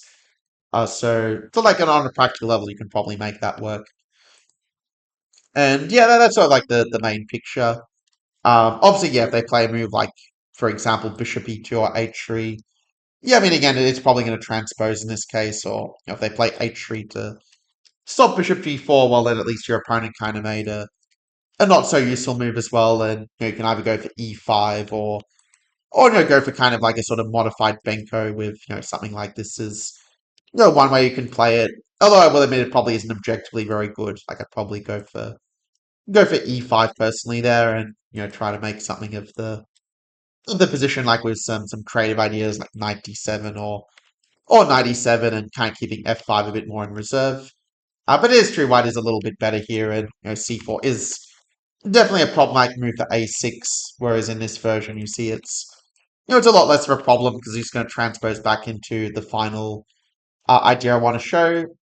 Also, by the way, if they do play e5, like the move of d6 is the one that is the most common, and obviously it's going to give black a pretty good position as well. Like obviously having the pressure against the pawn is going to be quite nice for us. And also if they do play like knight f3, which is the more common move, well then you can just play d takes e5 and just kind of get a much better version of some of the position we were looking at, like obviously d5 and And this, I mean, is just basically winning a pawn for black. White just is not in a position to defend the e5 pawn simply. But after knight e5, you have different moves. Like the Indian thinks that knight h6 is a kind of cool idea. Obviously knight d7 and just saying you're a little bit better with the better development is obviously going to be quite they're going to be quite healthy for black as well. Bishop c6 and put some pressure on white to be able to develop their pieces. This line you can explore more deeply if you want to in your own time. Yeah, black obviously being very happy in a position like this one, standard queenside majority structure like we've seen before. But knight six, yeah, is probably the more fun line. Like you can, if they play c3, you can kind of castle and go c5 and put a lot of pressure on the white center. So I feel like that's line will set the most practical problems for white. If they get up the bishop pair, we're obviously very happy to have the bishops as well in this case. But yeah, I'll kind of leave it up to you, like which line you want to go for. Originally, I was actually going to recommend the move of c5 as kind of a more creative way of playing it, because it kind of fits with the idea of a new way to play the modern. And it can work quite well. Like, if they go c3, you do get kind of a much improved version of an Alpen Sicilian, because then in that case, yeah, you have the knight like on g8 instead of d5, so you just lost a lot less time by comparison, and can still use similar ideas to what we were just talking about before. But the reason I'm going to recommend d6 instead is because after c5, I think dc5 is quite an interesting move for white to play. I think a position like this, white actually is getting some kind of reasonable sort of play for. Like they're going to end up probably sacrificing the pawn in different versions, but I just think that in a case like this, that white does actually get pretty decent compensation for the pawn. With moves like knight b5 and really using the weakness of c7 to their advantage to kind of like get back the pawn and equalize. No, it's true, your opponents might not find it and they might just let you get a really dominant position with, stuff like this, for example. But yeah, I just think d6 is a little bit more punishing and also kind of leads more to the kind of structures that we've been looking at with the e-pawn trade for the d-pawn. So it's just kind of a better fit for our repertoire in that sense. But it's true to move e5 isn't one I didn't really cover so deeply in the play g6 like Hikaru course. So it's kind of nice to get to cover that gap with a move that you will see a lot at lower levels of play based on the chess.com database. Now the final idea I will share before concluding the video is after d4 g6. So let's say if they play like this sort of system, I have covered both the move d6 as my main system and c5 as kind of the alternative system in the play g6 like Hikaru course.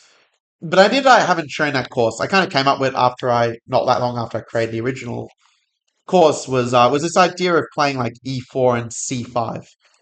Because here's the thing, c5 is far from the most common move in this position. Like there have been like nearly 40,000 games played from this position as black. And the move c5 has only been played in, I'm just going to squint to make sure I can read properly. It's only been played in like less than 700 games out of this nearly 40,000. And so it makes sense it's very likely to surprise your opponents. And the cool idea we can kind of go for here, and obviously you can reach this position from some different versions, like obviously you could reach it from this version, or it's a bit less sound, but you could also reach it, from this version as well, right? If they go like knight c3 here, then it's going to be the same thing. So it's kind of like a very multi-purpose idea that I'm about to show you. But the point is that we can actually play this move at bishop takes c3. It's going to be a little bit of a different idea to like the play g6 versus Hikaru version, where I mainly focused on the Zinzi Indian with f5. I kind of mentioned this move of queen to a5 as like an alternative that Hikaru was doing quite well with. Obviously, a little bit of a different approach to the way the modern ninjas want to play it, of going for a Hubno Nimzo structure with e5 and this kind of thing. But actually, that's kind of what we're going for with our move order. We're basically aiming for this Hubner style position with e5. And we're just really going to be playing against their bishops in a position like this. I don't really have time to cover it as a full repertoire, but basically the key moves.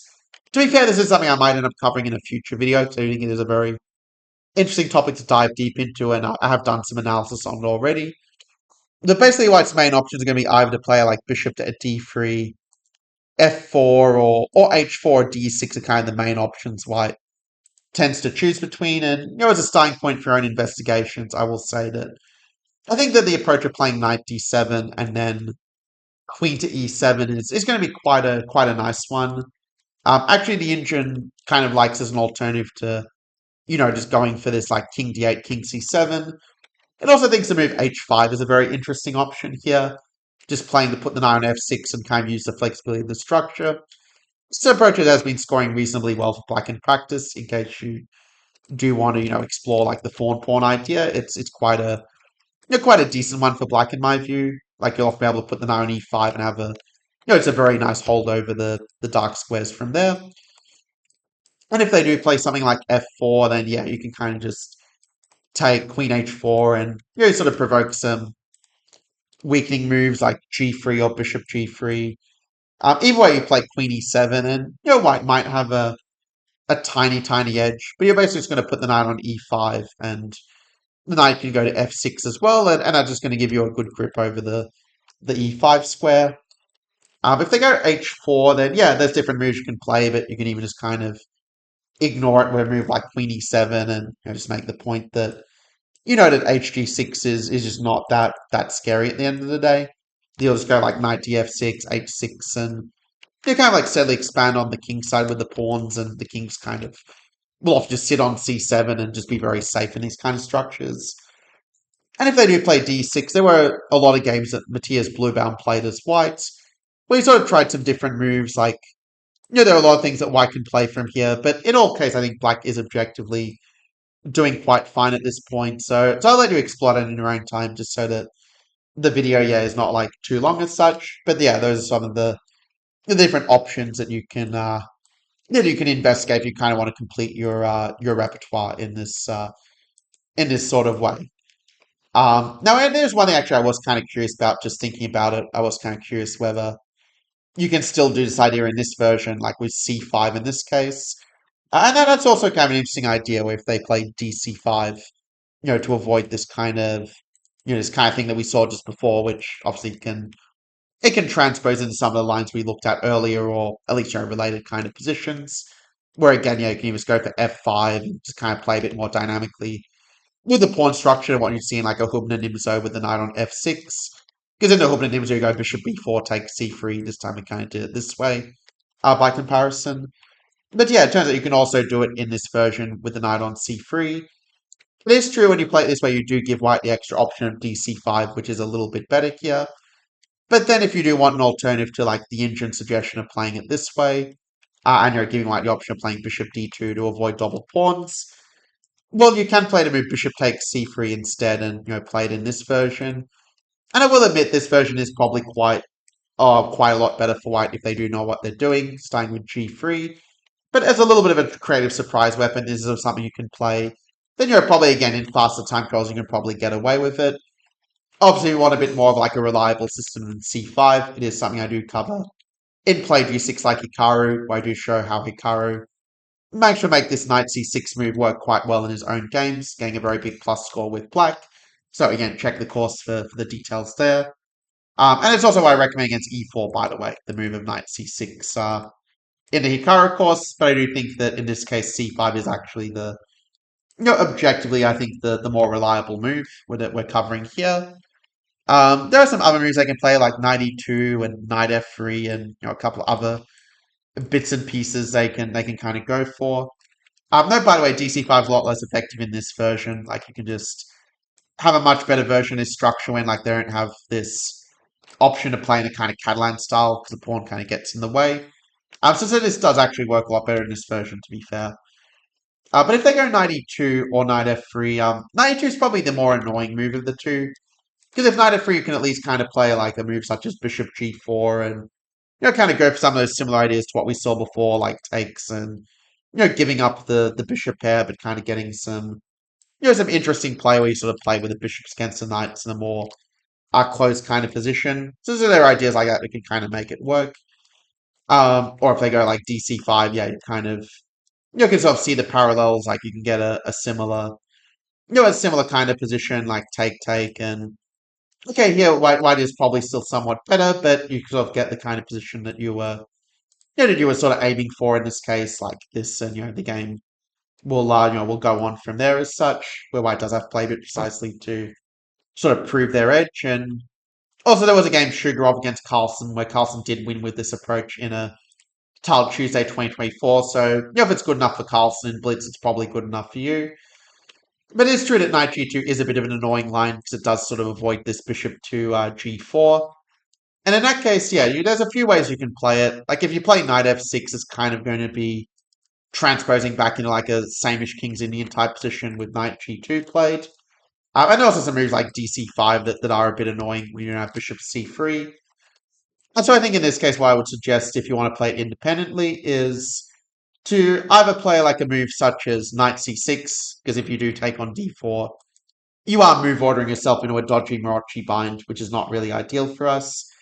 But knight c6 is an independent way to play it to kind of make it work, where this knight a5 move does kind of work a fair bit better when the pawn here is undefended. Okay, you're not trying to take because of queen a4, but after a move like a6 next, it does become an idea. And that's still going to be your plan, like just go a6 and h5. And yeah, it's true you're not really objectively equalizing, but you are able to kind of set some practical problems like going for a faster move of b5. And yeah, in that way you can at least like get a kind of like interesting sort of position on the board. But okay, it is true it's not something I would play like every single game. Like there are a few challenges with playing it in this fashion. So it is one of those play at your own risk kind of things. I will say that Queen A5 is also an interesting move where you can kind of play it like a sort of Benko gambit. But again, it is true like that objectively whites, if they know moves like Knight G3, they do get an advantage. So it's not a miracle weapon by any means either. But yeah, that's sort of the picture of like this C5 and how it can work in some different versions. And yeah, Bishop E3 there, Bishop is kind of ends up misplaced. You sort of get a much better than usual version of some of the Marochi bind type positions. You can kind of play the familiar plans to get a fine game there as black. And that really concludes the picture on C5. Like if they do, like say if they play like E4 and then Knight F3, like you can kind of go for the Bishop G4 idea as I mentioned before, but it's obviously a much better version when you haven't played A6. When you're in this version, you can play like Knight C6 or Bishop F3 first. It's kind of going to transpose, but you're still going to notice the difference that the D5 move is just not going to be as effective when we haven't lost the tempo on A6s. And you can just really use the D4 outpost to our advantage. So I think with that, that's a pretty good note to kind of conclude. I'll share one final idea that, I mean, I go into it deeper in the course, but it is worth mentioning at one advantage of playing G6 is it does give you a good system against the London, where you can play like Knight D7 and just get a much faster than usual attack on the king side. Again, you'll have to see the play G6 like Hikaru course to really see how that one plays out. But just want to give that as a final small sampler before concluding. But yeah, at the end of the day, yeah, it's true this was a very long training, and I think my passion for the modern defense and opening it did get me to like 3,000, 3,100 plus bullet on Lichess back when I was like top 20 or so in the world. I think definitely does like kind of show here with this training. And I think that at the end of the day, the move of D5, it is a good one to kind of have in your arsenal. It's true that there are certain ways white can play to get an advantage, but that's true of every line in the modern. Like we don't play to equalize, we play to get a position that we are more familiar with than the opponent. And you can sort of see it in a lot of different positions. You are getting this kind of structure with just going to scroll a little bit just so you can see it. But you're very often going to be getting a position like this or kind of a better version of a position like this one.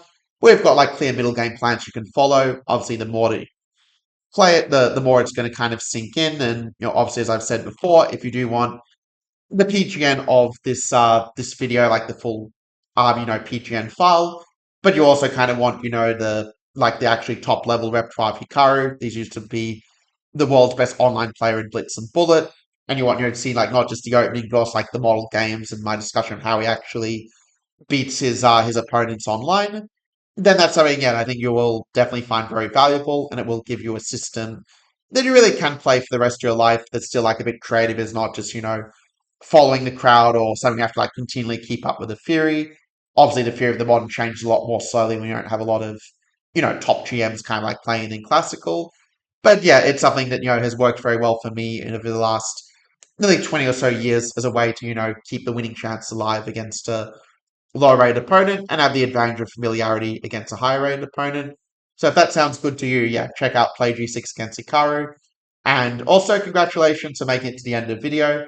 That tells me that you are someone who is not a dopamine addict just stuck doom scrolling on the mobile or just looking for that quick fix of what feels good, whether it's, I'm not going to say like, all the different examples because it might affect the ads revenue, but I think you know what I mean with those like easy temptations to fall into.